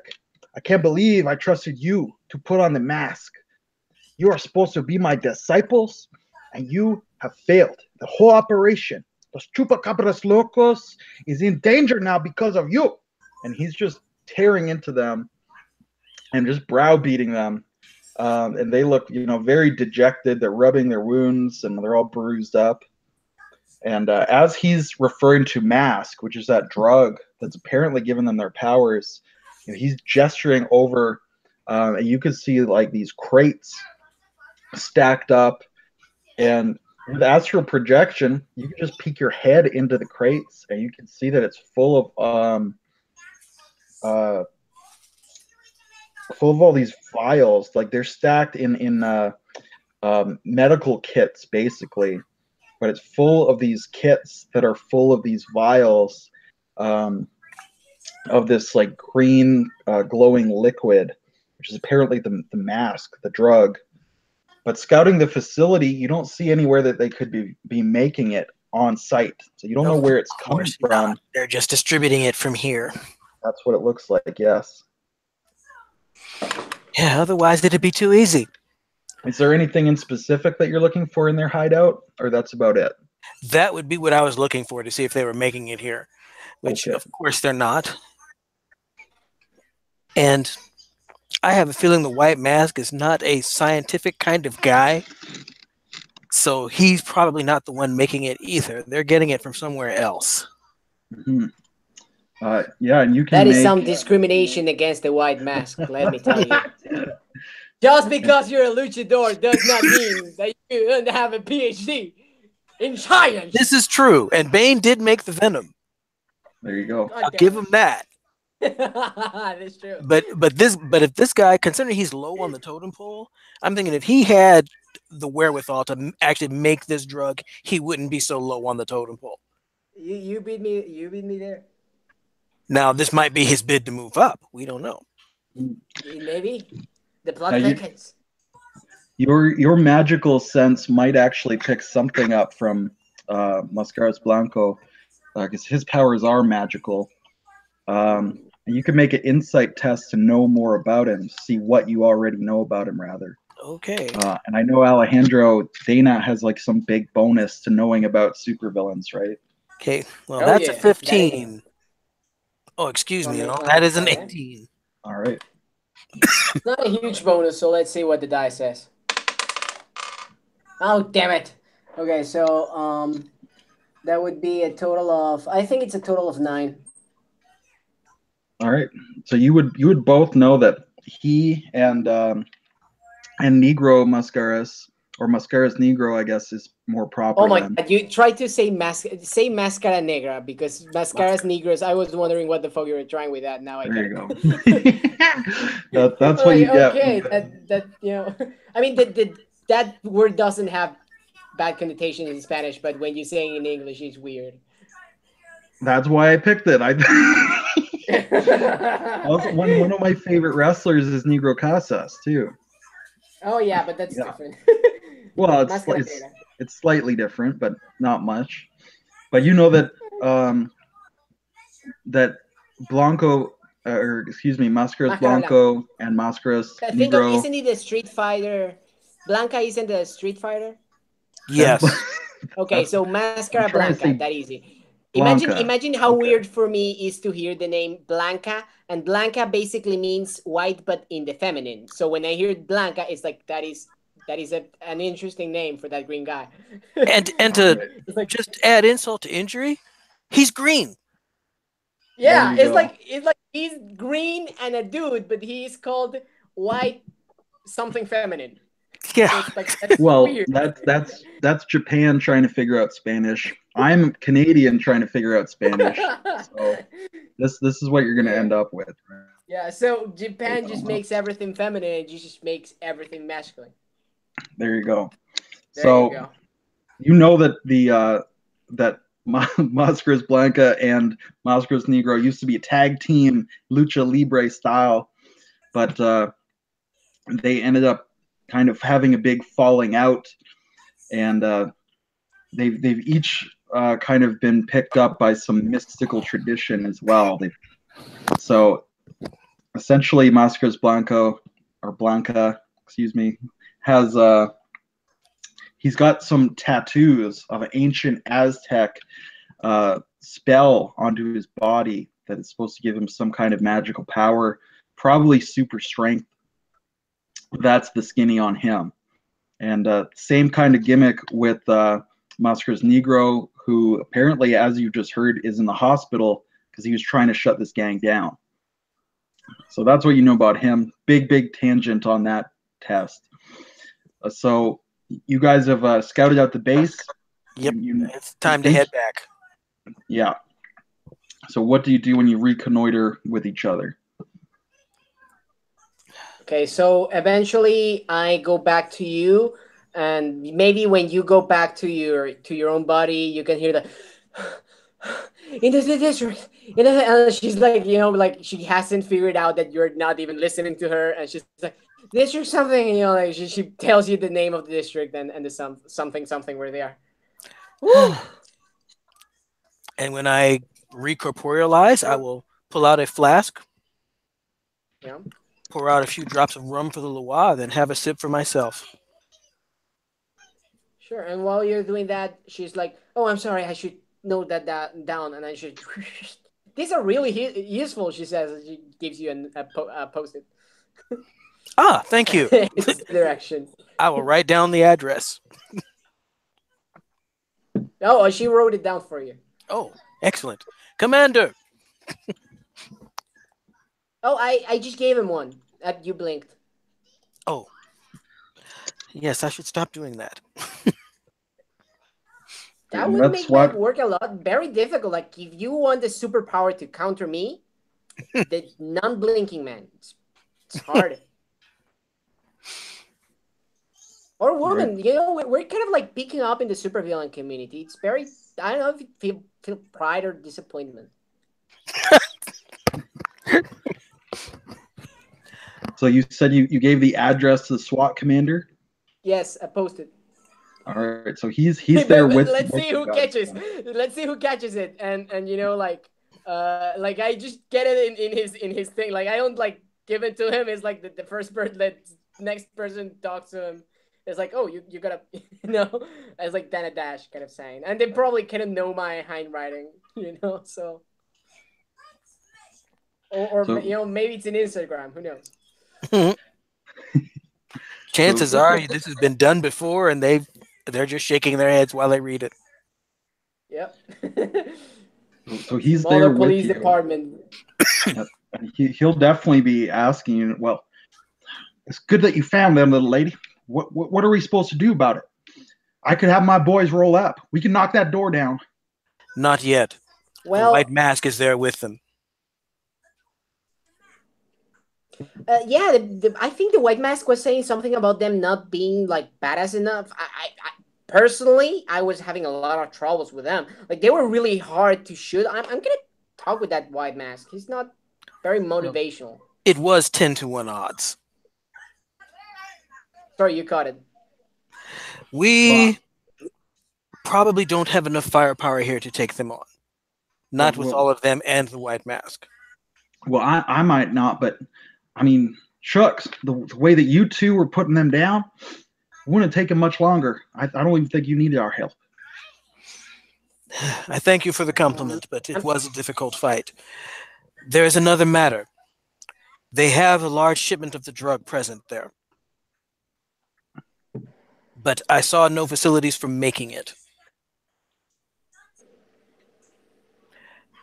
They're getting it from another source, but we don't know what. Or who. As a note, while you're speaking, you keep seeing more and more post-it notes in the jacket of this man with the things that you're saying. Well, if we could get our hands on some of the drug, I mean, maybe that would help us to be able to treat some of the symptoms, and maybe we could get some of them masks on our side too. It's the darndest thing. Every time we get it near one of our police labs, it all it self-destructs. It goes rotten. Well, I was thinking noticed an enchantment. That might be it. Yeah, it could be it. So you think it could be? You think it could be kind of like a magical elixir more than a chemical? I'm not certain, but I didn't notice anything magical about the gang members. That's true. I usually kind of tell. It might not even be the drug that's enchanted. It might simply be the containers.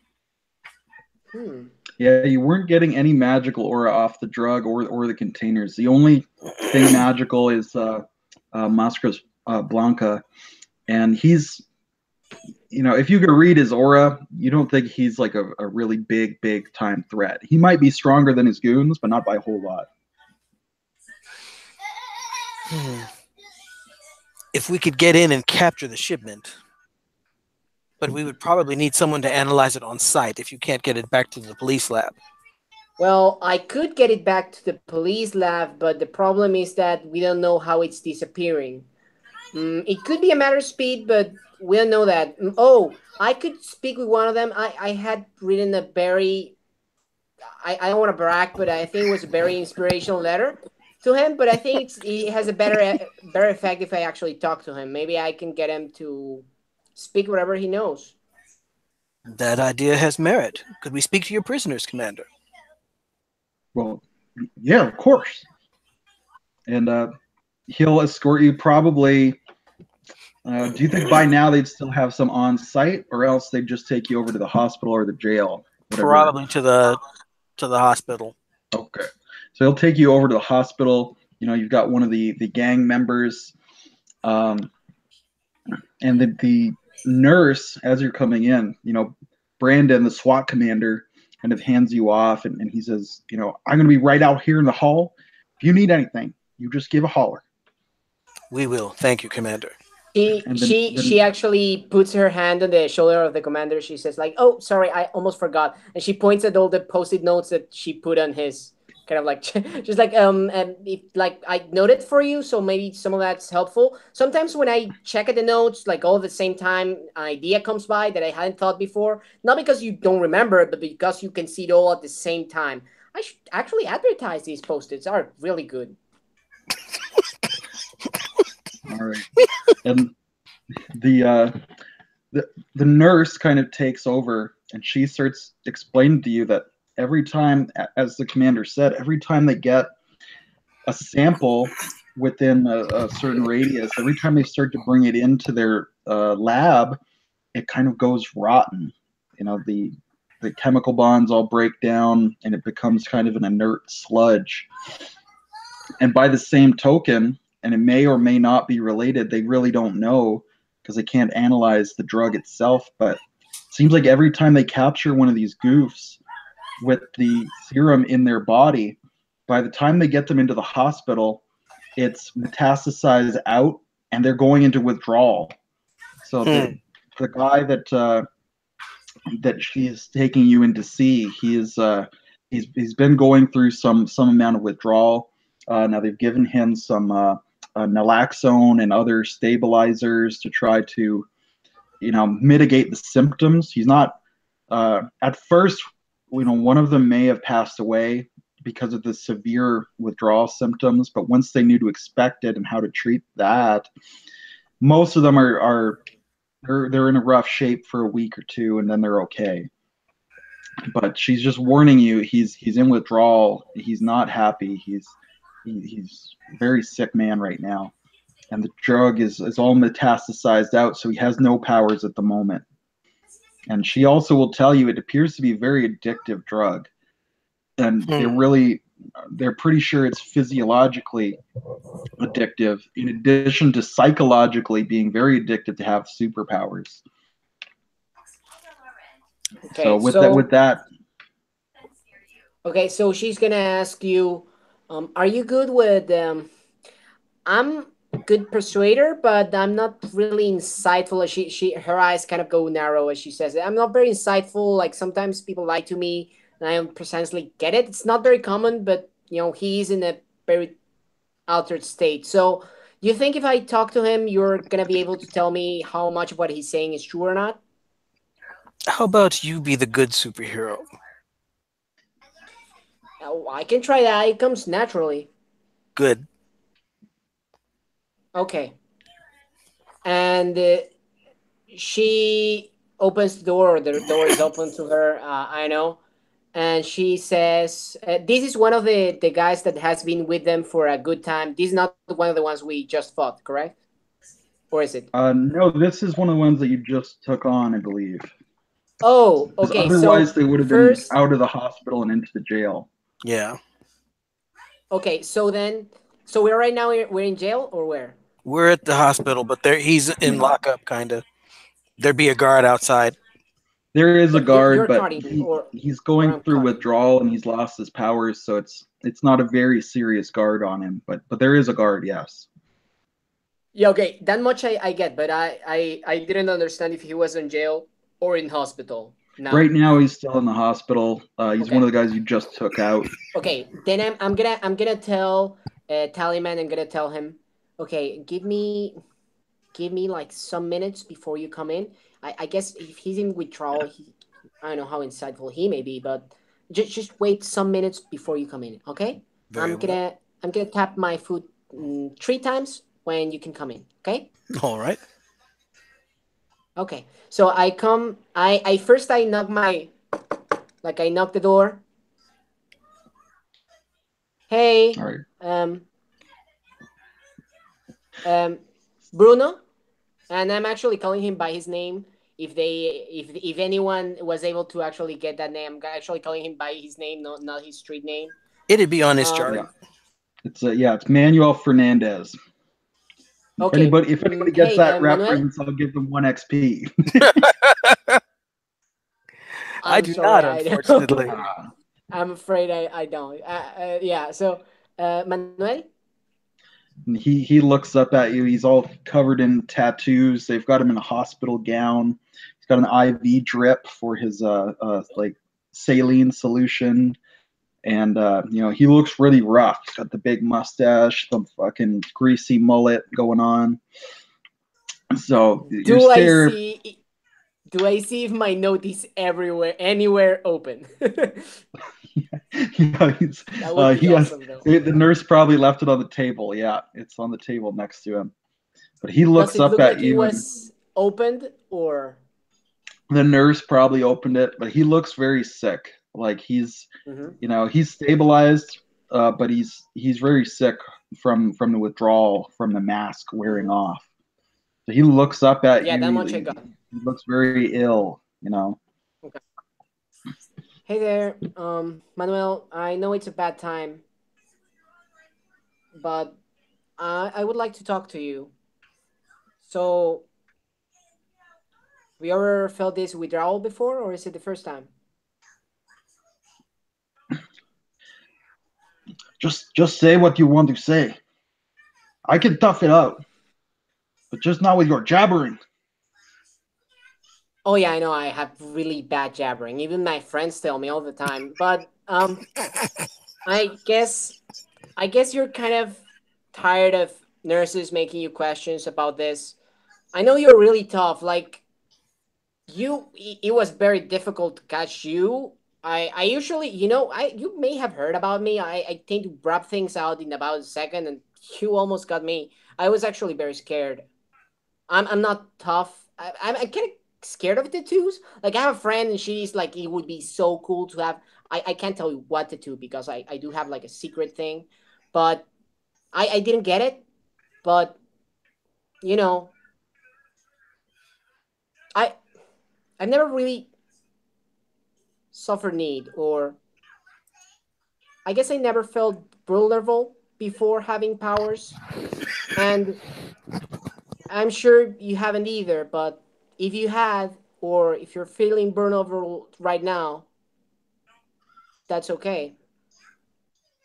Sometimes it takes strength to say that, right? What is this, a social And call? Come on, little girl.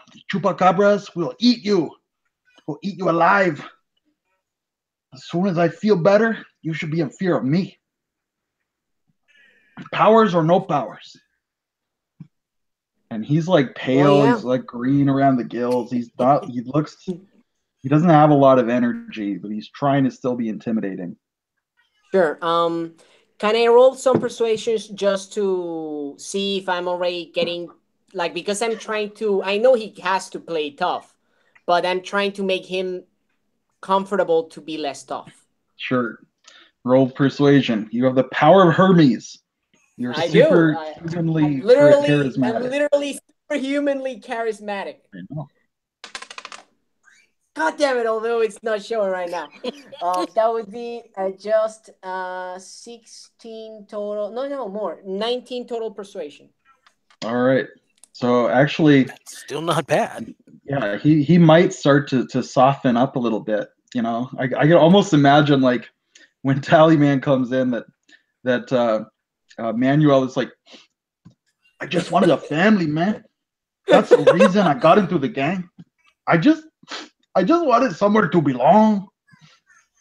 They're my brothers, my hermanos, you know, and he's getting like very emotional. Okay, he says that, and I like go close to him, my eyes really big, and I like take my hand, his hand, and I'm like, I know, I can really feel it. And as you tell me this, I just want them to also feel it's okay. Sometimes it's okay to cry and to be vulnerable. And I know sometimes it's tougher to wear a mask, to wear the toughest mask of all, to wear the macho mask.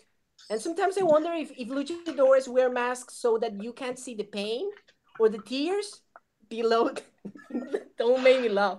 Below the mask, and what if maybe they are feeling this too?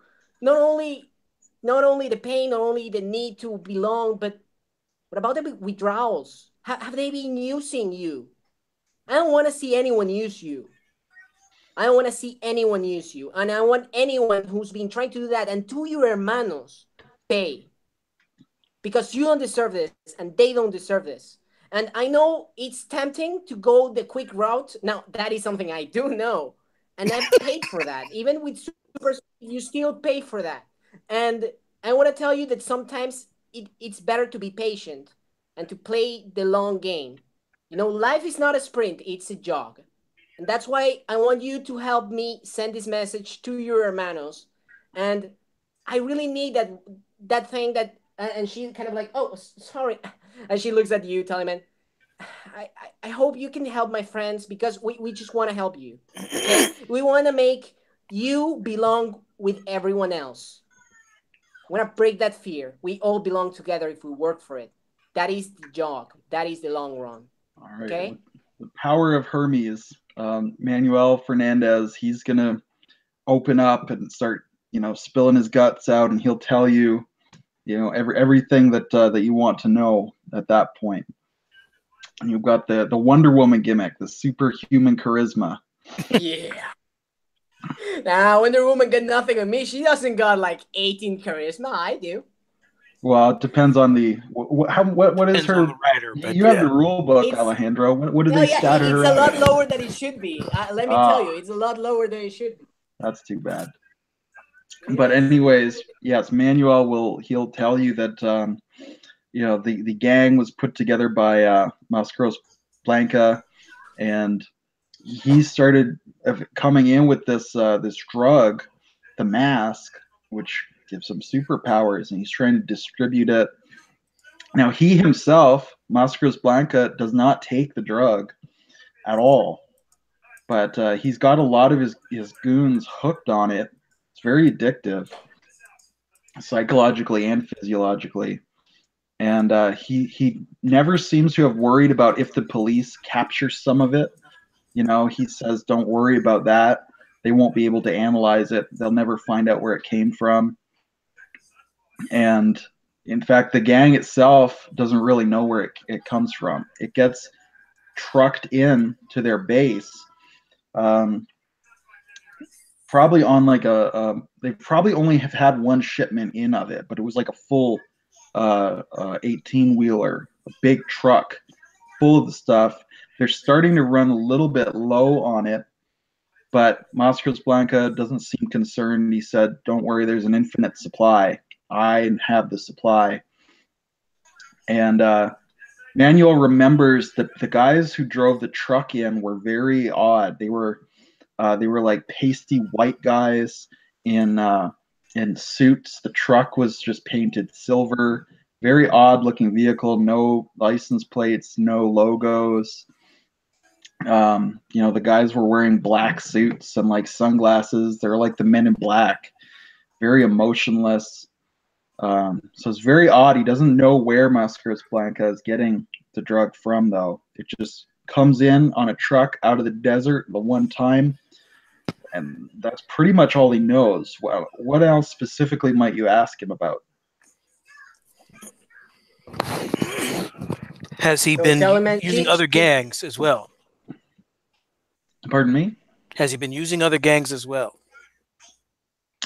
No. Mascaros Blanca is trying to take over the other gangs, but he has no working relationship. It's like a gang war. He wants to just take them over, absorb them. He's not into having working relationships. That's good news. Manuel, I have good news for you as well. The medical staff here says that you're going to recover. Manuel, I could see him like tearing up and be like, man, before I didn't want to, but now thanks to you, Dana, I know I can turn it around, man. So she's like, Manuel, but you're wrong about something. It is all you. It is all you.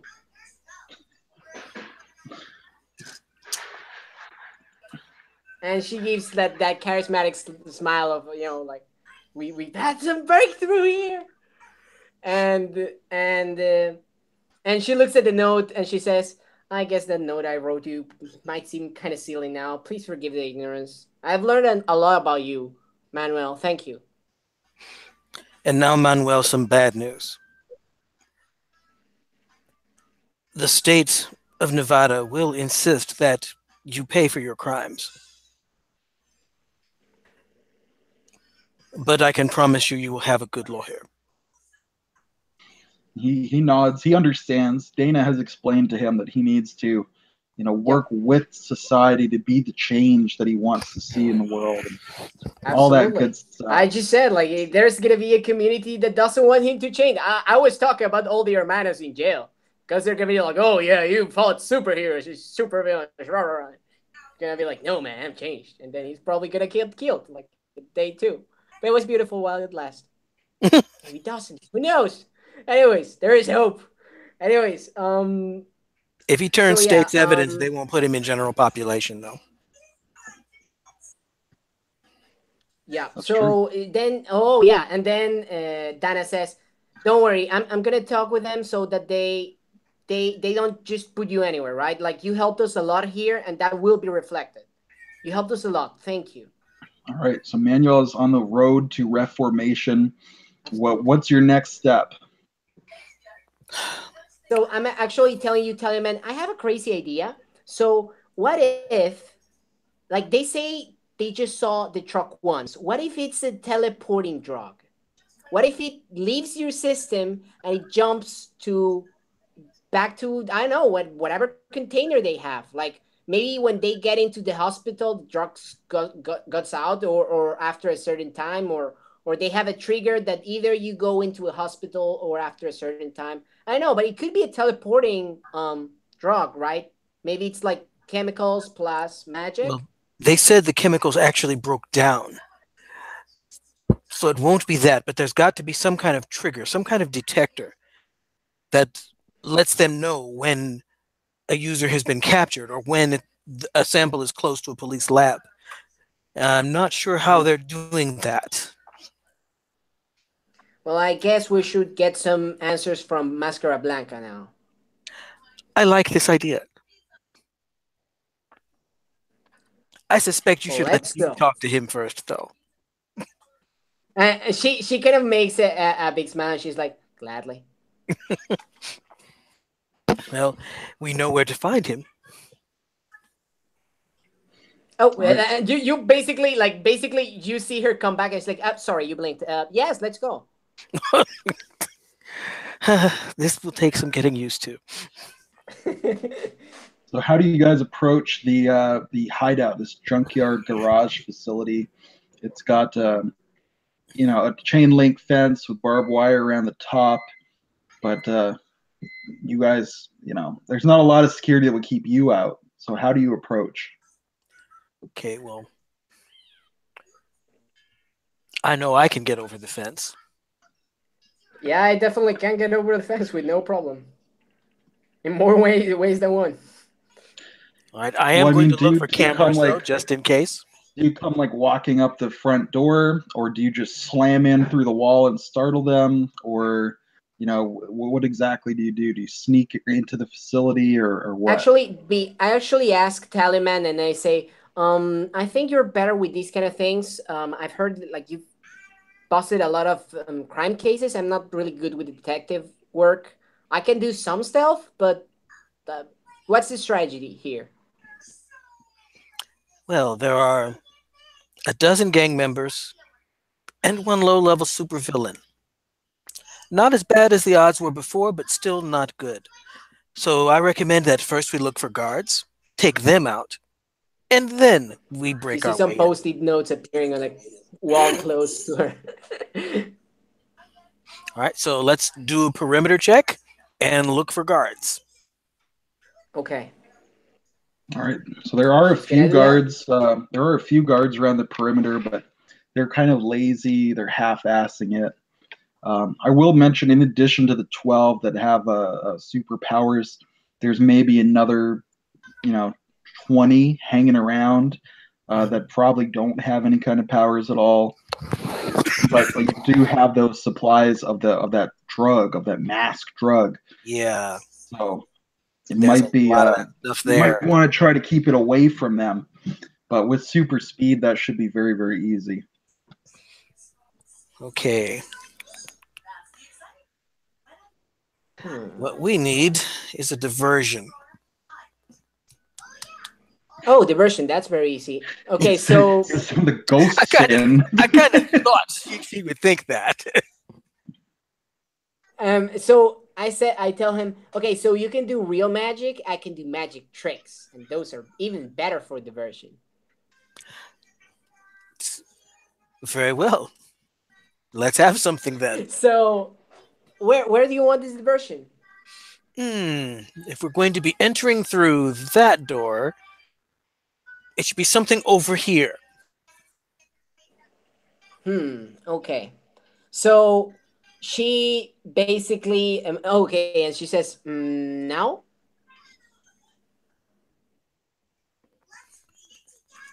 Hello. Yes, Test. now. Test. Test. Uh-oh.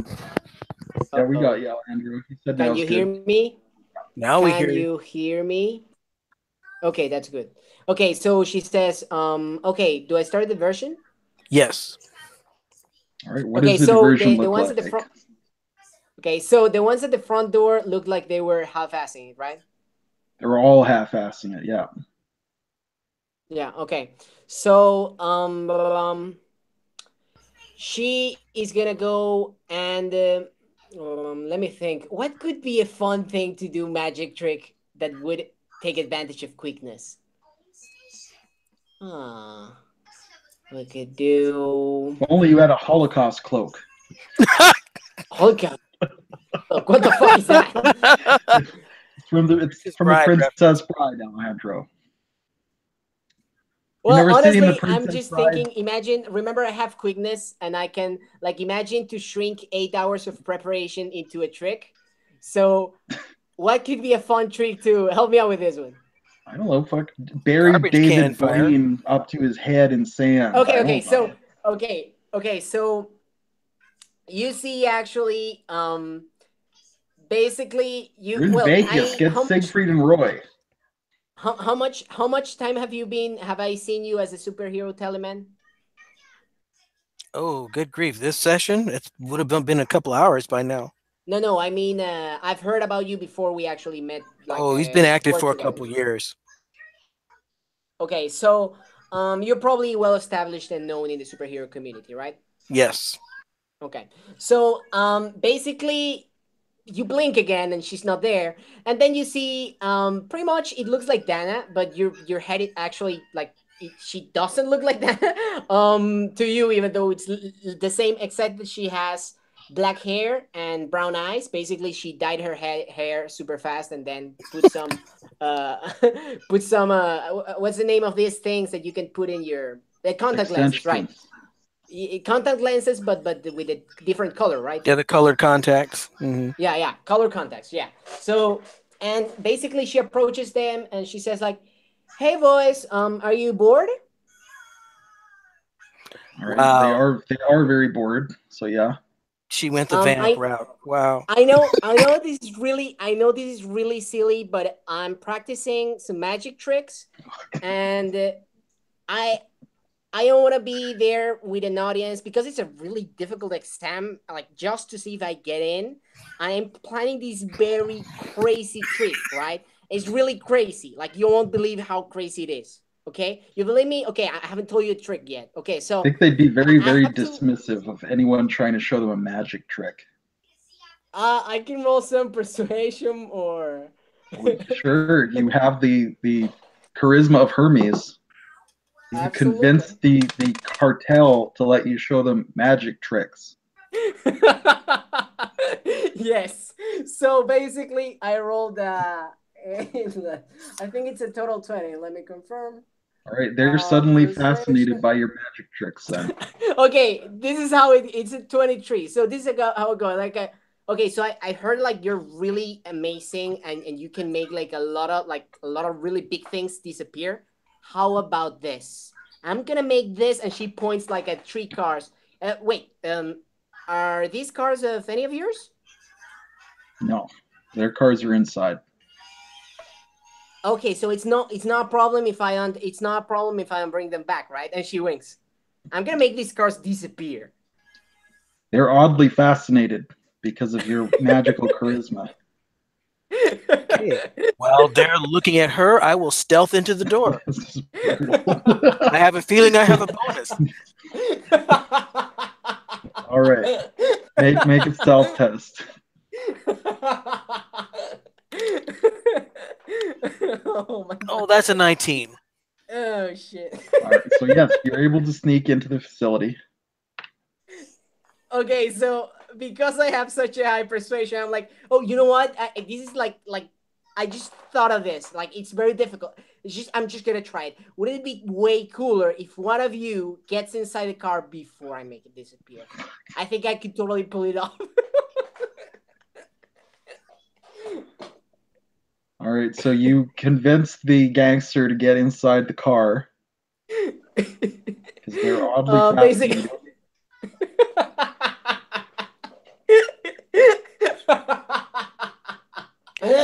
Let's just go with the other guy. I'm just gonna keep fascinating them for a while. All right, so Tallyman, while this wacky magic trick is happening out front, what are you doing? You snuck into the facility. What do you do? Okay, I'm going to take a look around and see who we've got inside. All right, so like I said, there's about 30 gang members. Moscars Blanca is he's probably not in immediate evidence. He's on site, but he's not hanging around with everybody else. He's kind of gone into his private area.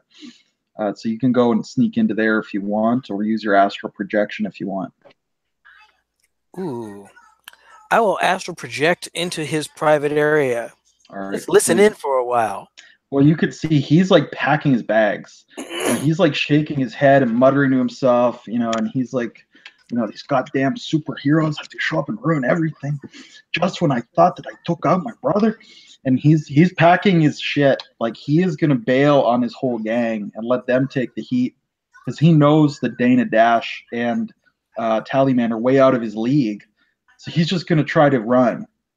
But he's not going to tell his gang that. But he's packing up all of his valuables and everything. And he's just going to get out of town. That's what it looks like to you. Aha. This can be useful. Okay. All right. I will recorporealize and walk into his office. All right. So you walk in. He'll like turn around. He'll reach into his coat and try to draw a pistol.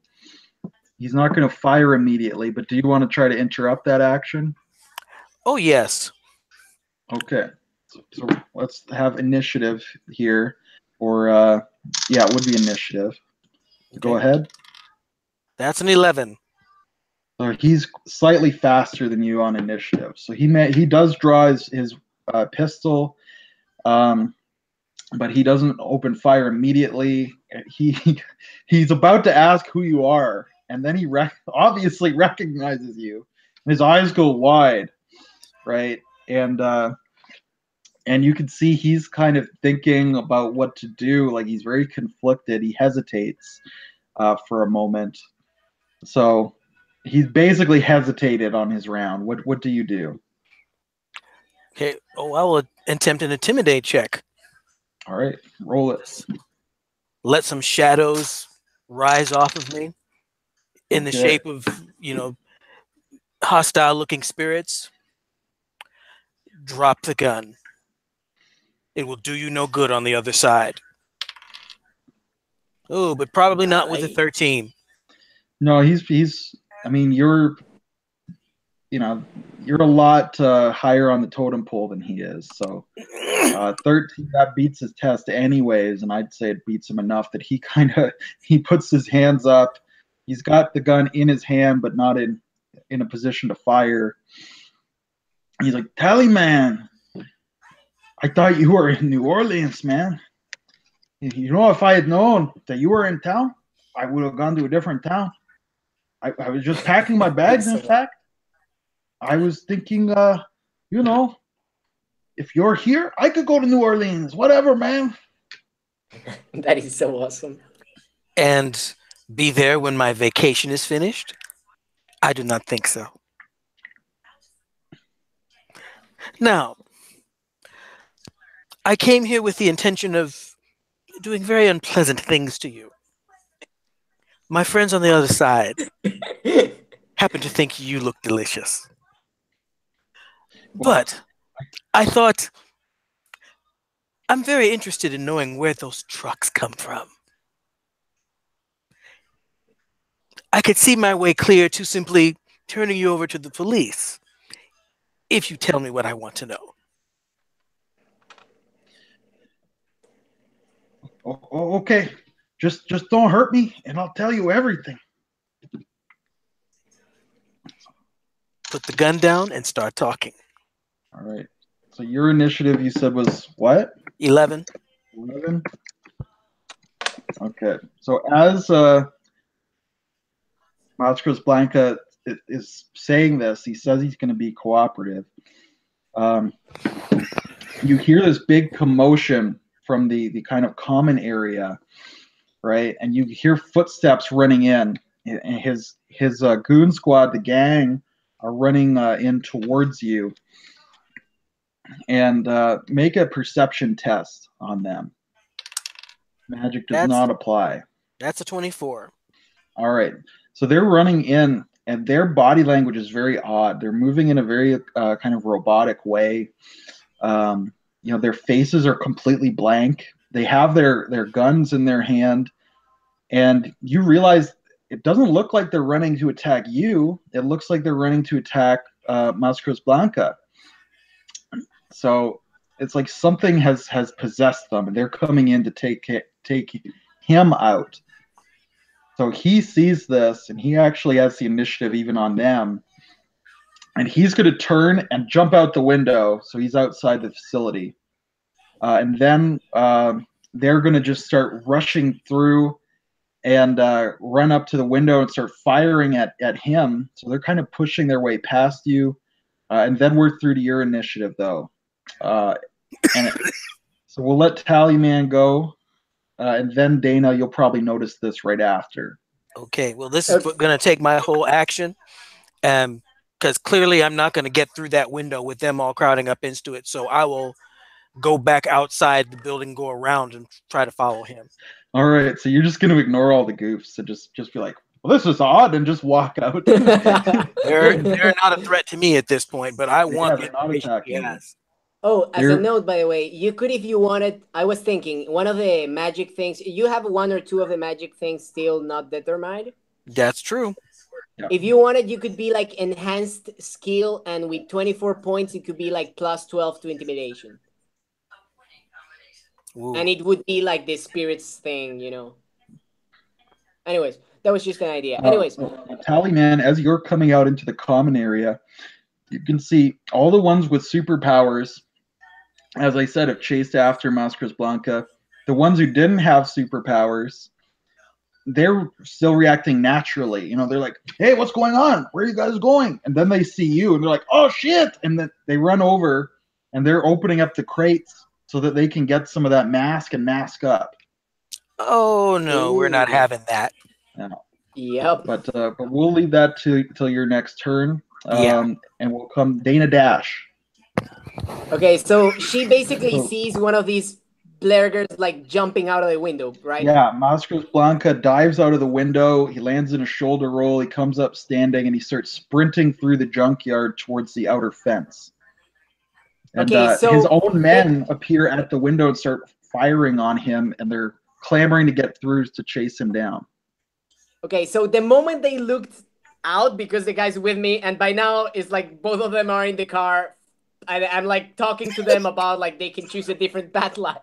Yeah. And when they see that, like they look back at it, and they're gonna get out of the car, and they want to look back, and they see a post-it note that basically says, "I decided better I disappear myself. Catch you later." And right. And I'm already like, as Dana Dash, gonna follow Mascaros Blanca. Do you just follow him, or do you try to save him from his own goons? So I'm seeing the bullets ricocheting out of the window as he jumps out, correct? Yeah, he's jumped out. He's up and running. His goofs are at the window. They're firing. Some of them are trying to use energy blast and telekinesis against him. Mm-hmm. But he hasn't actually been hit in any significant way yet. So what do you do? Do you try to save him or what? Okay, so I'm thinking I'm going to try. Well, these guys are trying to get him. And I don't have any idea of his powers, correct? He has very weak magical powers. You believe super strength, but you're not entirely positive. Okay, so I am going to I know. Oh, the first thing I'm gonna do, that would probably not even remotely spend my turn, but it's something I would do and I must describe. So I'm gonna check that the Tallyman is still there. So I would like barge in. And it's like, oh, okay, he's okay. And then But well, if you go in, then you would see the non-powered goons are trying to get the mask, the drug, out of the crates. So they're going to inject themselves next turn. Okay, they don't have the injections right in the second in them, correct? Yeah, you still have a moment to stop them. Okay, so if they don't have the injections in their hands yet, then I just literally like take the boxes. I take the boxes like to the. I'm gonna inspect the place as fast as I can, and I'm gonna take the boxes. Like if it's a 2-story place, I'm gonna and everyone is on the first floor. I'm gonna take them all like the boxes to the second floor, and just if I notice that there's no one in the second floor, you catch what I mean, right? More than they will actually be able to get in a turn. Yeah, make a super speed test. I'm thinking DC 20 or 25. 20 or 25. How many crates are they? Because usually quickness is quickness 12 or like that's about like if I can do something in 8 hours, I can do it without a roll usually. But if you want me to roll, I can roll. Yeah, please just roll for it just in case. There's about 5 crates, and they're full of these little medical kits. Sure. Okay. I'll roll right now. Oh, son of a bitch! Natural 20. So there you go. So yeah, I mean, let's see. Help me out, Tallyman. What would be awesome to do? Like, I can do pretty much whatever the fuck I want this turn. Flavor was. It's not. I don't think I'm gonna be able to. I'm just like moving shit. I can't like attack them. But what would be awesome to do? On the floor, they can't. Well, I'm thinking they're trying to open the crates. Suddenly, the crates just fly open and zoom, zoom, zoom, zoom, and the crates are empty. That's it. All the medical. Yeah, but that's like what I get if I barely make it. I made a natural 20. So, okay, natural 20. I'm evil. Like natural 20, I just take the injections and I put them out in some useless place and I just leave them all back right where they are. You empty the medical kits. Like basically because it's a natural 20, so they will actually spend their time thinking they're injecting their stuff. Is that okay? Well, they can see that they don't have the, but they could like open the crate. It's full of kits. They open the kits. They're empty. So you took all the vials out, resealed the kits, resealed the crates. Okay, yeah, let's do that. How about that? Okay. Yeah, and left some post-its just saying like, nope. Yeah. So then I think we're back through to Maskra. Oh no, I borrowed them. Sorry, I borrowed them. Yeah. Post-it saying sorry, I borrowed them. So he's running. His goons are chasing him. They've now come out through the window. The super strength guy has probably just ripped the wall open. So they're in pursuit of him. So we're going to see how he fares. He's under attack here.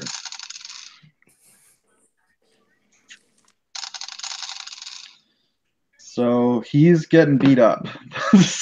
Damn. Oh yeah. So he's taking 2 wounds. So you guys are still inside. So maybe you hear this commotion from the outside, you know, and you can hear him yelling, you know, ooh. "Hey, I'm the boss!" Ooh. You know. Okay, what about this? When I go there, I like show them like, hey, are you not interested in these anymore? Because I can take them. I like show them some of it, you know, like I have like all the things I took from the medical kit, like maybe just right next to me. Yeah. Well, we're back to Tallyman though. Okay, I am taking flight and I am booking it. Okay, so you can see Maskra's blanket just getting stomped and beat up by these guys. I don't want them killing him before I get that info. Mm-hmm. So what do you do to stop them or save him? Well, I have to get out of the building and catch up to him first. So that's like a move action though. Yeah, so I'm going to move after him, but I have to get out of the building first, right? Yeah, well, I'd say, I mean, you could fly. It's basically a move to get out of the building and around to him, and then you can have your standard to cast a spell still. Ah, okay. Well, in that case, since I can still get an action, We'll stop at least one of them from shooting, and it's the ranged attacks I'm most concerned about. So if we have any blasters or TK, I will target one of them with the shadows. I'm almost thinking, what if you just make him incorporeal? Or what if you teleport him out of there? I mean, you have all these magical That's options. true. I have 2 effects that I have not used yet. You know what? One of those is going to be invisibility. Sure. I will turn him invisible. There you go. And he's certainly not going to be resisting that effect because, he wants to be invisible. So, okay. What does it look like as you cast that spell? Well, that will be more sculpting. Almost like I'm weaving something. And then I will pantomime throwing like a cloak or a blanket over him. Okay. And he'll kind of vanish, and all the goons who, they have this blank look on their face, and they just kind of stop, and they're looking. They might try to start feeling around for him, but they've been well interrupted in their attack, and now we're back through to Dana. Okay, so the goons have masks on them, or not? No, they've the super powered ones, the ones who have injected themselves with the mask drug, are outside. They're now looking for the guy they were just beating up. Mm-hmm. And the ones inside who don't have the drug, they're probably fleeing now because they're like, oh my God, the drug is gone. And they're just booking it. They don't, what's going on? Why are they attacking the boss? And I don't want to be here for this. Okay. So then I'm going to try an extra effort, and I'm going to term it like an area of effect, affliction. These guys are minions, right? Yep. Hello? Yeah. Yes, they are. Okay. So I'm gonna spend an extra effort so I can do a heroic stunt. So I'm gonna use Speed of Olympus for that. I have 18 points I can change. So I'm gonna make it. Let's make it. They're about 60 feet in distance one from the other. They're all within a 60-foot radius. Yes. Okay. That's the first area effect. Is it radius or okay? It's okay. Okay. So with 18, that would be, I don't need ranged. So I'm gonna make it an area affliction. Basically, areas of afflictions usually, you may correct me if I'm wrong, but I usually get all minions because it's usually. Oh no, not if it's area of effect. Or yes, if it's area effect. I think it should be an automatic hit, but they still get their save against the effect. Yes, but if they get even half of the effect, they still, because they're a minion. Yeah, but it's halved. Yeah. Okay. Okay, so what I'm gonna try to do is actually like wrap them all up with their own clothings. Okay. Super fast, and it's an affliction. So we can work it like similar to your. You have 24 points to spend, and that's a 12. So mine would be. It's gonna be like yours, but with less points, and it's not ranged, so it costs less. So with 18 points, that would be not being ranged. Yeah, just straight 18 points. I mean, so I don't roll. I think they roll, right? Yeah. So what's the DC? Yeah.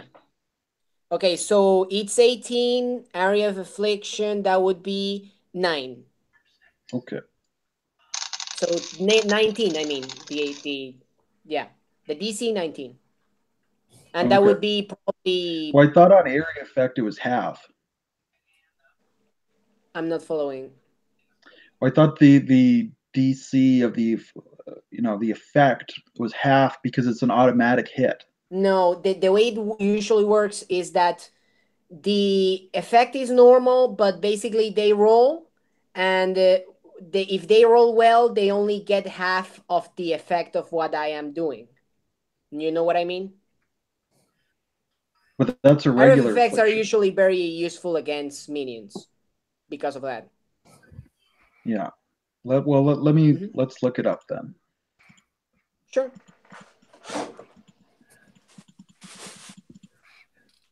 Oh, but we can also do it the way you think it is to make it, to not stall the game too much anyways. if you want. Well, it shouldn't take very long to look up here. Okay. Okay. So area of. You're probably gonna find it first than me, but I'm still gonna try. Yeah. Impervious. Okay. Shape. This would be Area. basically cloud. No attack check is needed. The effect simply. It's still DC 10 plus effect rank. And that is to avoid some of the effects. A successful resistance check reduces the area effect to half its normal ranks against those targets, basically. So Run down minimum of 1 rank. Mine says they get a dodge test, which is 10 plus the effect rank. Exactly. Its potential targets in the area are permitted a dodge resistance check, which is DC 10 plus effect rank, to avoid some of the effect. Yours says some of the effect too? The minimum effect is 1 rank. And as long as they get any effect, as minions, they get full effect. Yeah, so they get a dodge test. If they succeed on the dodge, then the actual affliction test, the damage test, is halved. Is that correct? Yes, they would have some, yes, but because they're minions, usually that's enough to paralyze them. Yeah. So the DC you said was 19 then, correct? No, the DC is, oh yeah, in total is 19, yes. Okay. So one of them made that. So now they all make resistance tests against a 19. And except for the one who made the area effect rolls against a 9. Correct? I'm confused by your last statement. So their toughness test now is against DC 19, except for the one who made the dodge. His is against a 9. Yeah, it's probably not against toughness. It could be, it's against what you think makes more sense, but because I'm wrapping them up, it could be against, like a dodge or parry. The number's correct, though, right? What number? When I just said to you, it's 19. Okay, the one. Okay, you mean the one that gets half the effect would have 4? No, 5. No, 4 because it's rounded down. But again, because the total is 19, right? You're confusing me. The ones who failed their dodge. DC. 19 is the DC, so that they don't get, so that they only get half the effect. If they get 19, they only. The effect, I'm gonna say it's exactly like the effect of his magic, basically, because it's but you mean number or actual effect? Because you asked me what's the effect, I thought you. The DC of the effect. Okay, so it's the 19. DC, the affliction is affliction 9. And the DC that would 10, be 19. So it's 19. I think we're getting confused because it's, how can you put it? It's an automatic hit. Like the only roll they do is to see if they get half of the effect or not. Yeah, but they still get to roll against the effect as well. Like they're not automatically paralyzed or whatever. They still get their fortitude against that. Sure, if we do that, if it were paralysis. 4. If we make it like that, then it would be 4. Then it would be 14. I don't think it's the usual way, but why would it be 4? Because the affliction is affliction 9. Because I used 18 points, and the ones that get half the effect. Oh, I was talking about the ones that get half the effect. The ones that get the full effect. He rolls against a 9, but the other ones should roll against a 19 because it's the effect plus 10, right? Okay. The ones that get the full effect, 19. By the way, we're doing it right now. Okay. That's what I said. The one that gets half the effect would be against a 14 because the effect is 9. Half of the effect would be 4.5. Is rounded down, so it's 4. So it would be 14. Okay, that makes sense. All right, so they all fail. Okay. So Describe. basically, you see a bunch of luchadores with their literally like No, they're not their luchadors. They're clothings. just gangsters. Okay, yeah, you see a The bunch of luchador is their gangsters with boss. literal point. That's a good point. You see a bunch of gangsters with like their jackets, like they're just like I use their clothings to wrap them all up, and just like like they'll look very silly trying to go everywhere at once. All right, so they've all been like kind of tied up together. Mm-hmm. Yep. Then we're through to their turn. Yeah, and because because it's full effect and they get stunned, we can say like like some like as they try to go out, it's like yeah, they kind of strangle each other and because the blood stops going to the brain for a second, you pass out. So it's like So you're saying you think they should all be incapacitated out of the fight, yeah? it's full effect. That's what I'm saying. Usually area of effects takes out the minions. Okay. Well, describe how you actually knock them out with this then. Okay, so basically I tie them up with their clothings really fast, and then you see they like get confused and they start like getting like looking at each other, and basically you see the super strength guy kind of like burst itself out at the same time that the blaster guy like fires the laser at the same time, like, and they all just like blast each other out. Like you can see like in a blink, it's like they're all wrapped in clothings of their own clothings, and they all feel silly and humiliated and just attack at the same time. It's like wrapped and then like kind of explosion of people. All right. With psychic powers, blasts, and super strength, and they are all like. So Bosco's Blanca is going to be like crawling out of this pile of knocked out goons. Yeah.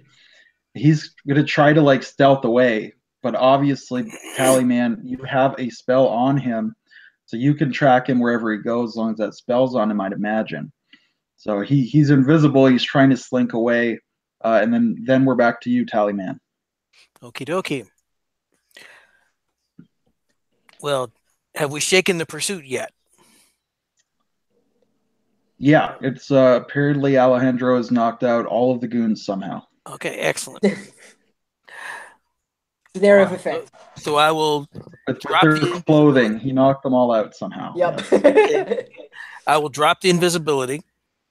So he just appears. He's trying to sneak away. You can stop. He's all now. beat up. He's taking 2 wounds. He's like taking out like he kind of like he's deburring himself of gangsters that are half clothed. Yeah. No. As I recall, you were about to tell me something. He's like he's so confused. He's like looking around. He doesn't know what's going on. I got the truck. It came from Juventud.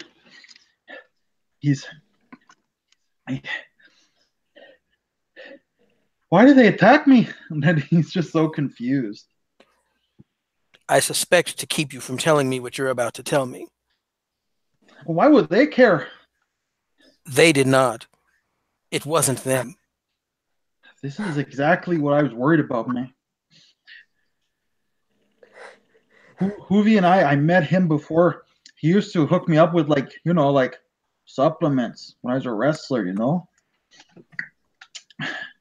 And he told me he had this super supplement. It would give us an army. We could take over. But I knew better than to take it. Because look at this. Look at these guys, man. It took over their minds. I knew there was something like that going on. Hoovy, he's not like a chemist, man. He's like an engineer, Gets the little robots and he fixes you up real good from the inside. You're saying this is nanotechnology. That's what he said, man. That's the word. Yeah. No-nos. Yeah, man. And you get the no-nos inside of you, and then you get the superpowers. But he said there's a way, that we could take over with it. And that makes me think that these no-nos get inside of you. And then look, control you. Yeah, they all just took each other out. That was really weird. And you saw how their clothing just like entwined themselves. It must be like some really weird nano thing, right? Not as Yes. One would have to really be weird. Do fairly not quick touch that to see thing. that coming. I'm really scared. Whew. So, do you have any idea where Hoovy is? Yeah, man. Like he and he looks hesitant to tell you, but then he kind of thinks to himself, man, Hoovy just tried to take me out. So F this guy. It's like he took over his facility in the desert. They've got a big like a satellite dish on top of it, man. It's gonna be like really easy for you to find. And I think that he must have like a satellite. Like he's got this big satellite dish, and that must be how he's sending out the signals and how he tracks where this stuff is and everything, man. I'm gonna need a location. Let me just blink. There you go. And she already has like a post-it and a pen. Tell me the location.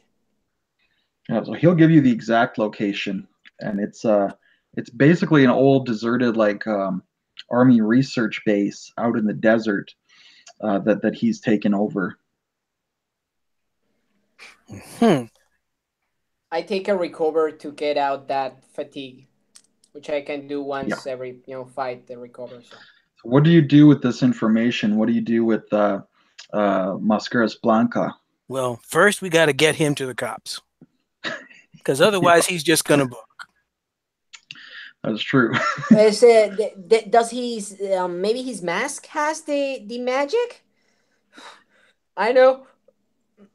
Sorry, Mascara Blanca, does your mask has the magic? We wanna like we don't we don't want you to hurt the cops. That would be bad. Why don't you make a diplomacy test? Persuasion? And make a persuasion test to convince him to go into protective custody. No, that's awesome. Absolutely. Son of a bitch, natural 20. So this motherfucker just saw the error of his ways. Big time. Let me see. Natural 20 plus. Or at least he saw the wisdom of saving his own hide. No. That's a natural 20. I can do whatever the fuck I want. Is that acceptable? It's a total of 30 fucking 5 in persuasion. So that's heroic as fuck. And 35 as a natural 20. So I can do whatever the fuck I want. Is that acceptable? Sure. Okay, so he wants to he is fully like he's definitely like he's gonna help in absolutely every way he can, and not only he's gonna go into protective custody and gonna do everything right, but if he ever gets out, he's actually gonna like mend all his evil ways and become a superhero. He'll tag back up with Mascaras Negro. Exactly, he's gonna tackle back with him, and it's all gonna be great. There we go. That's how it goes. Okay, so you've got Mascaras Blanca in custody. He's apparently reforming his evil ways. He's surrendered. So what's your next step? Hey, well, we probably shouldn't try to walk out to the desert. Give me a second. You know what? Like, I actually go like, you know what? I'm a bit worried because maybe these people have some like maybe they have something with maybe they have someone with the cops. So what about what about this, Mascara Blanca? I can feel like you're really honest now. So you just go turn yourself in and we go check this place. And we're gonna go check this place really fast. And I look to Tallyman, like kind of like nodding, like in confirmation, like let's just do that. We're gonna go check this place really fast as he's turning himself over. Because just in case, because if they have some connection with the police, maybe someone writing on them, writing to them. And I would like to be there when Mascara Blanca is with the police and not, letting him go to the police and maybe we go there after that, but they're already like taking the things and being out. So let's do that. Does that work, Tallyman? Well, okay. He looks like he'll actually turn himself in. So yeah, We'll still need a ride out to the desert, though. All right. Oh, well, you can fly. How fast can you go? We can, yeah. Like About power how level far 10 is is it? power level 10 is like Justice League kind of stuff, right? It's So, kind of, I mean, it's Justice League is about 15 or 12, or it well, depends, but for it you, is very Alejandro, fast. you are always trying to squeeze out extra levels, but for most sane normal people, power level 10 is really, really powerful. No, I'm not saying if it's not powerful. I'm saying like I can look at the character sheets of the Justice League, and they're usually above that. Wonder Well, Woman, that she's kind of low. She's okay. Flight 11 is 40,000 mph, which so is 10 would be ridiculous. yes. So 10 would be 2,000 mph. So you would be like what, in an hour or less in the desert? Yeah, well, power level 15 is like, come on, that's crazy. You can get up to plus 30, which is like other I know. star I'm systems. not talking about the power level, because speed is not limited by power level. I was just talking about speed. What I'm saying, anyways, Well, is that, you know, everything like is for everything is 2,000. somewhat limited. Yeah, Yeah. no. Speed is not, but you can get back to me on that if I'm mistaken. No, flight speed has more to do with the power rank. Yeah, the Yes, power exactly. rank. You can. Yeah, The exactly. power rank's So, still anyways, limited but in a way by the power level. Yeah, no, because you just have more choice. You have more points to spend at higher levels. in that sense, yes. I Yeah. was gonna say something. Oh yeah, the point is you're 2,000 miles per hour fast, so you can be there like in what, you know, fast. Not at flight 4. That's only 30 miles an hour. But that's still Oh, pretty only fast. 30 miles per hour. Yeah, which 30 is miles faster per than hour. someone can run. But Yes, how although not far that out in far. the desert are we going? Well, regardless, so it's now in the real world, we're now at 9:30, so we're going to go till 10, so we have another half hour. Is that correct? Yes. Yeah. Okay. So do you guys want to narrate and montage the ending? Because If you sure. I'm not I sure was that we gonna have. tell you if you have. I was gonna tell you if you have any power left, like you could use a teleport or just more levels of flight. Actually, so it's not a thing to get tangled on. Like you can be there fast Right. Well, because you have several rays and such. so we can get out there then. Yeah, but And I'm asking because we have a half hour left to play. So do we want to narrate and montage through the ending? Because I think if we actually run through as a combat, it'll probably end up being a little bit late. You know. Sure, we can do that. yep. Okay. So we'll go full narrative mode, Fate style. So Dr. Nano, the evil Juventud Guerrera, I'll give you 1 XP if you get that reference, has taken over this abandoned military facility in the desert. He's created these nanites that can give people superpowers. He's, of course, got all kinds of robot drones and defenses. He himself is infused with the nanites. He has these nanite robots, much like the T-1000, these liquid metal constructs, the metallic oozes, if you will. So you two are going out there. You're defeating him. You're stopping his world domination scheme. You know, a nanite for every brain, and thus he will have his slave populace. So why don't you describe how do you guys go in, kick his booty, overturn his anthill? I have a very important question. Yeah. Did he have a wall and Gringos built it? No, he does not have a giant wall that he's building in the desert. I'm just asking. There was a very significant and important question. That's messed up, dude. That's totally messed up. Don't worry about it. He can make them build it because you just put a nano in their brain. So good. There you go. Oh, well, oh shit. Anyway. First thing, we need to take out that satellite dish because I'm sure transmissions from that is how he took over those people's minds. Yes. Ooh. And it's probably how he's transmitting the self-destruct signal too. Exactly.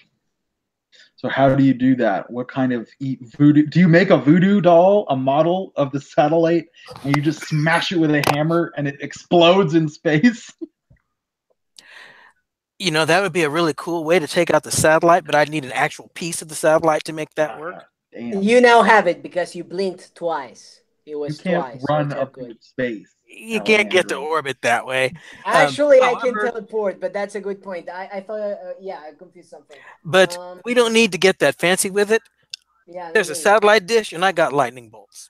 Yeah, I was thinking. There you go. I sometimes remember that English is not my first language. I was actually thinking on the ground base that connects with the satellite. Yep. Isn't that also called satellite? I'm stupid, sorry. But Yeah. yeah, I was thinking. I was actually thinking. Yeah, like going super fast there and and started to just take out what's the name of these things that tie things together? Nails, no. The bolts, the nuts Right. and The bolts, bolts, just screws. unscrew everything. Nuts and bolts. Yeah, I think it's Yeah. nuts and bolts. Well, that'll be hard for the nano robots, but you could definitely get in the front door that way. Oh, okay. No, I was thinking the thing that The like the computer ground thing that control, whereas like the satellite is fine, but you've destroyed his actual control panel. that's what I mean. The actual base in ground that connects to the He satellite. just stole yes. his keyboard and he can't fucking get the thing to Yeah, work. let's go with that. Yeah. Okay, let's go with that. So what does it look like as you guys are storming the mad scientist lair here? All right. Well, once we get inside, are there minions or is it just him and his machines? Well, like I said, he's got this whole like robot army, all these nanites, you know, and various robots that he's built. He himself is infused with the nanites. So a lot of that T-1000 stuff, the liquid metal, you know, forming his arms into blades and such. But we're going full narrative style, so you can just describe through. Okay, so full narrative style, because we do have like 20 minutes or something. I actually try the thing unsuccessfully. I go towards the robots and try to disarm them like trinket by trinket, but I noticed that the robots are kind of like getting in me, kind of like wild ants thing, and the robots kind of like end up like kind of engulfing me while and then you know what do you do? And the robots are kind of like fighting me, and you know. I'm So like, you're trying to throw home. handfuls of the liquid metal over your shoulder and dig through the nanites, and then it just engulfs you. And Exactly, you're like spinning around inside of it, all covered in nanites. Yes. Ouch. Absolutely. Okay. I'm starting. I actually like run towards the water and try to drown them. I have no idea if they are but we're in the desert. Yes, but you know I'm really, really, really fast. Oh, there is that. I have like 250 miles per turn. I can run. And we're in Nevada, so you could probably get to the Great Salt Lake in time. There you go. Yeah, like per turn. So yeah. What about Tallyman? So you're coming in. Okay. Dana's engulfed in nanites. She's freaking out. There's all these, you know, the gray goo, the swarms of nanites are coming at you. Juventud is standing there. He's got like liquid metal skin. He's directing the nanites to, you know, to disassemble you.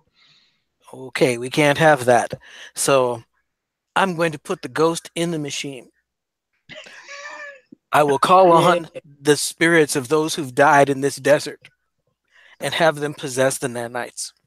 Yeah. Right. The nanites. So are you going to turn them against Juventud? Oh, heck yeah. Absolutely badass. That's awesome. So he's shouting orders at them, and they kind of stop, and the ghost takes over. You're shaking the voodoo rattle. Your eyes are bugging out of your head, and they turn back on him, and he's like, no! And he's made of nanites at this point. So they're like tearing him apart instead of you. He's just melting into this gray goo. What about Dana? Did she come back from the Salt Lake, and what happens? Yeah, I came back and I started to try to take more nanites and put them on the lake, you know, like as he's fighting with these phantasms, nanomachines fighting this person. And as I see that he's kind of like, actually, like I kind of stop and I see that Tallyman kind of like has it covered and ask him like, did you just defeat him with zombie robots? That's right, son. Yes, I suppose I did. So Wow. Tallyman, you're basically you've either torn Juvie apart or you're just about to Hoovie rather. What's the end result? Do you scatter him to the four winds and destroy the nanites, or what do you do? Is there any way to get him back into where is he now? And I see kind of like I see kind of like preoccupied. If he's completely converted himself into nanites, and I don't know of any way to reverse it.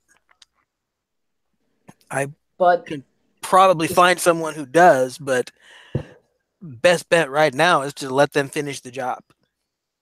I would like to have something with his consciousness. I think maybe a cache could find something in the infinite library to see if at Maybe least you make a voodoo doll and you pull his Yeah. soul into the voodoo doll, and you're like, "Here you go, Dana. You just put that up on your shelf." That could be awesome. He doesn't even deserve a full voodoo doll. He just gets a spirit jar. A spirit jar. There you go. Perfect.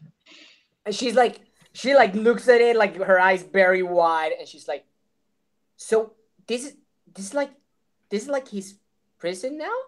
Yes. You know, she looks at you kind of like obviously intimidated, and I'm glad you're at our side. You should be. And what do you do with the possessed nanites, Tallyman? Oh man. I don't suppose you know anything about how to destroy nanites? Again, there is the infinite library. Akash knows about everything. So Well, you could just give them like a kill command or tell them to just stop moving and they'll just rust away eventually. Wouldn't that like maybe you're saying that out loud and thinking out loud and I say, is there any way to have them have any rest? Because if they were still around here, maybe now that he's maybe now that he's excellent idea. And I look at the jar and it's like now that he's imprisoned, maybe they can rest now. I will tell the spirits to use the nanites to find their bodies and give themselves proper burials. All right. Well, that is creepy as hell. All these nanite swarms oozing all over the desert, pulling up these long buried corpses, these bones and skeletons, and maybe building this huge necropolis in the middle of the desert, this huge tomb city where they can all be laid to rest finally. And that could be your I know nothing about that. That could be your new headquarters. Yeah. The necropolis. All right, I think that's a pretty good place to end off our Mutants and Masterminds tutorial. I might have to title this one "The Ghost in the Machine" because that's awesome. Yeah, absolutely. Oh, by the way, you see, we totally went silly wacky as fuck, which is also creepy. You're a little wacky, yes. But it was really crazy. It was a good time. Like Ghost in the Machine. There you go. All right. Like a desert with a cemetery with self-bearing ghosts using the ghost nanites. It's like thanks to the hoodoo. And the nanites will be maintaining the graves for who knows how long. Oh yes. And you have a Dr. Nano in the little jar on your shelf there. Yeah. All right. Well, thank you very much, Alejandro, for coming in. Thank you, of course, Mike. Do you guys have anything to plug? We are still live on YouTube. Do you have a channel? Alejandro, plug your DeviantArt account. Yep. Well, you can check my stuff at momentum7.deviantart.com. Surely David will help me with a link in the description of the video. You can check out their can you show them by the Dana's drawing, David? Yeah, let me get a screen share up. But Alejandro is quite a talented artist. He's got his character sheet here, Dana Dash. This is not his best work, but it is very good. Nice. He does a lot better stuff.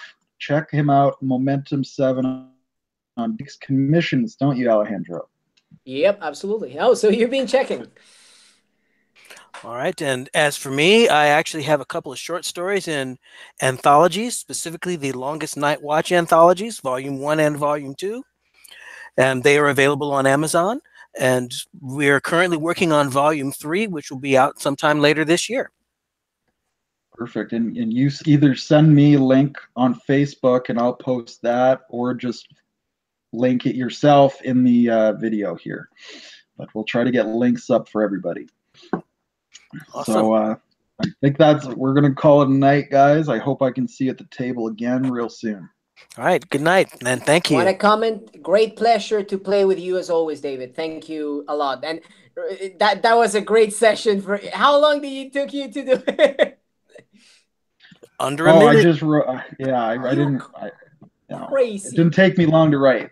I just Crazy fused a few things together. That's all. Crazy person. Like he made under a minute an adventure that we didn't finish. You crazy person. Well, it's like pre-prep, right? I prepared to prep. Aha. Oh God, that is, you are in next level prep. Yeah, I have my list of plot hooks, and once you have the hooks, the hardest part, right? Just Batman level prep. It's all good. The prep has a prep. It's all not good. the first time I've been compared to the Batman. Yes. Oh, it does not get more badass than that. Well, admittedly, he's taller. I think I'm taller than Batman. Batman's 6'2", isn't he, Alejandro? Let me check. I can check that right. I think I'm a half-inch taller than Batman. Uh-oh. But I'm certainly heavier, unfortunately. But let me check. Okay, we have to check before we go off the air. This is important. Talking about plugs, actually, check out this book that you can. It's not my plug. It's just the plug to the beautiful. We played Mutants and Masterminds, and this is a DC hero version of that system. It was actually the first coming out. Let's see, 6'2", and you're 6? I'm 2.5. You just Yeah, I'm 190 centimeters. Look at how sour he is. Look at him. There you go. He's salty about it. He's salty. Salty as fuck. Look at him. Yeah. Okay, well, I can still bench more than you, bro. Well, I'm sure he can bench more than me. That's for sure. But we'll sign out now that we know that I'm taller than Batman. We can sign out. This is the moment. All right. Good night, gentlemen. Good night, you too. Have a good one. Thanks,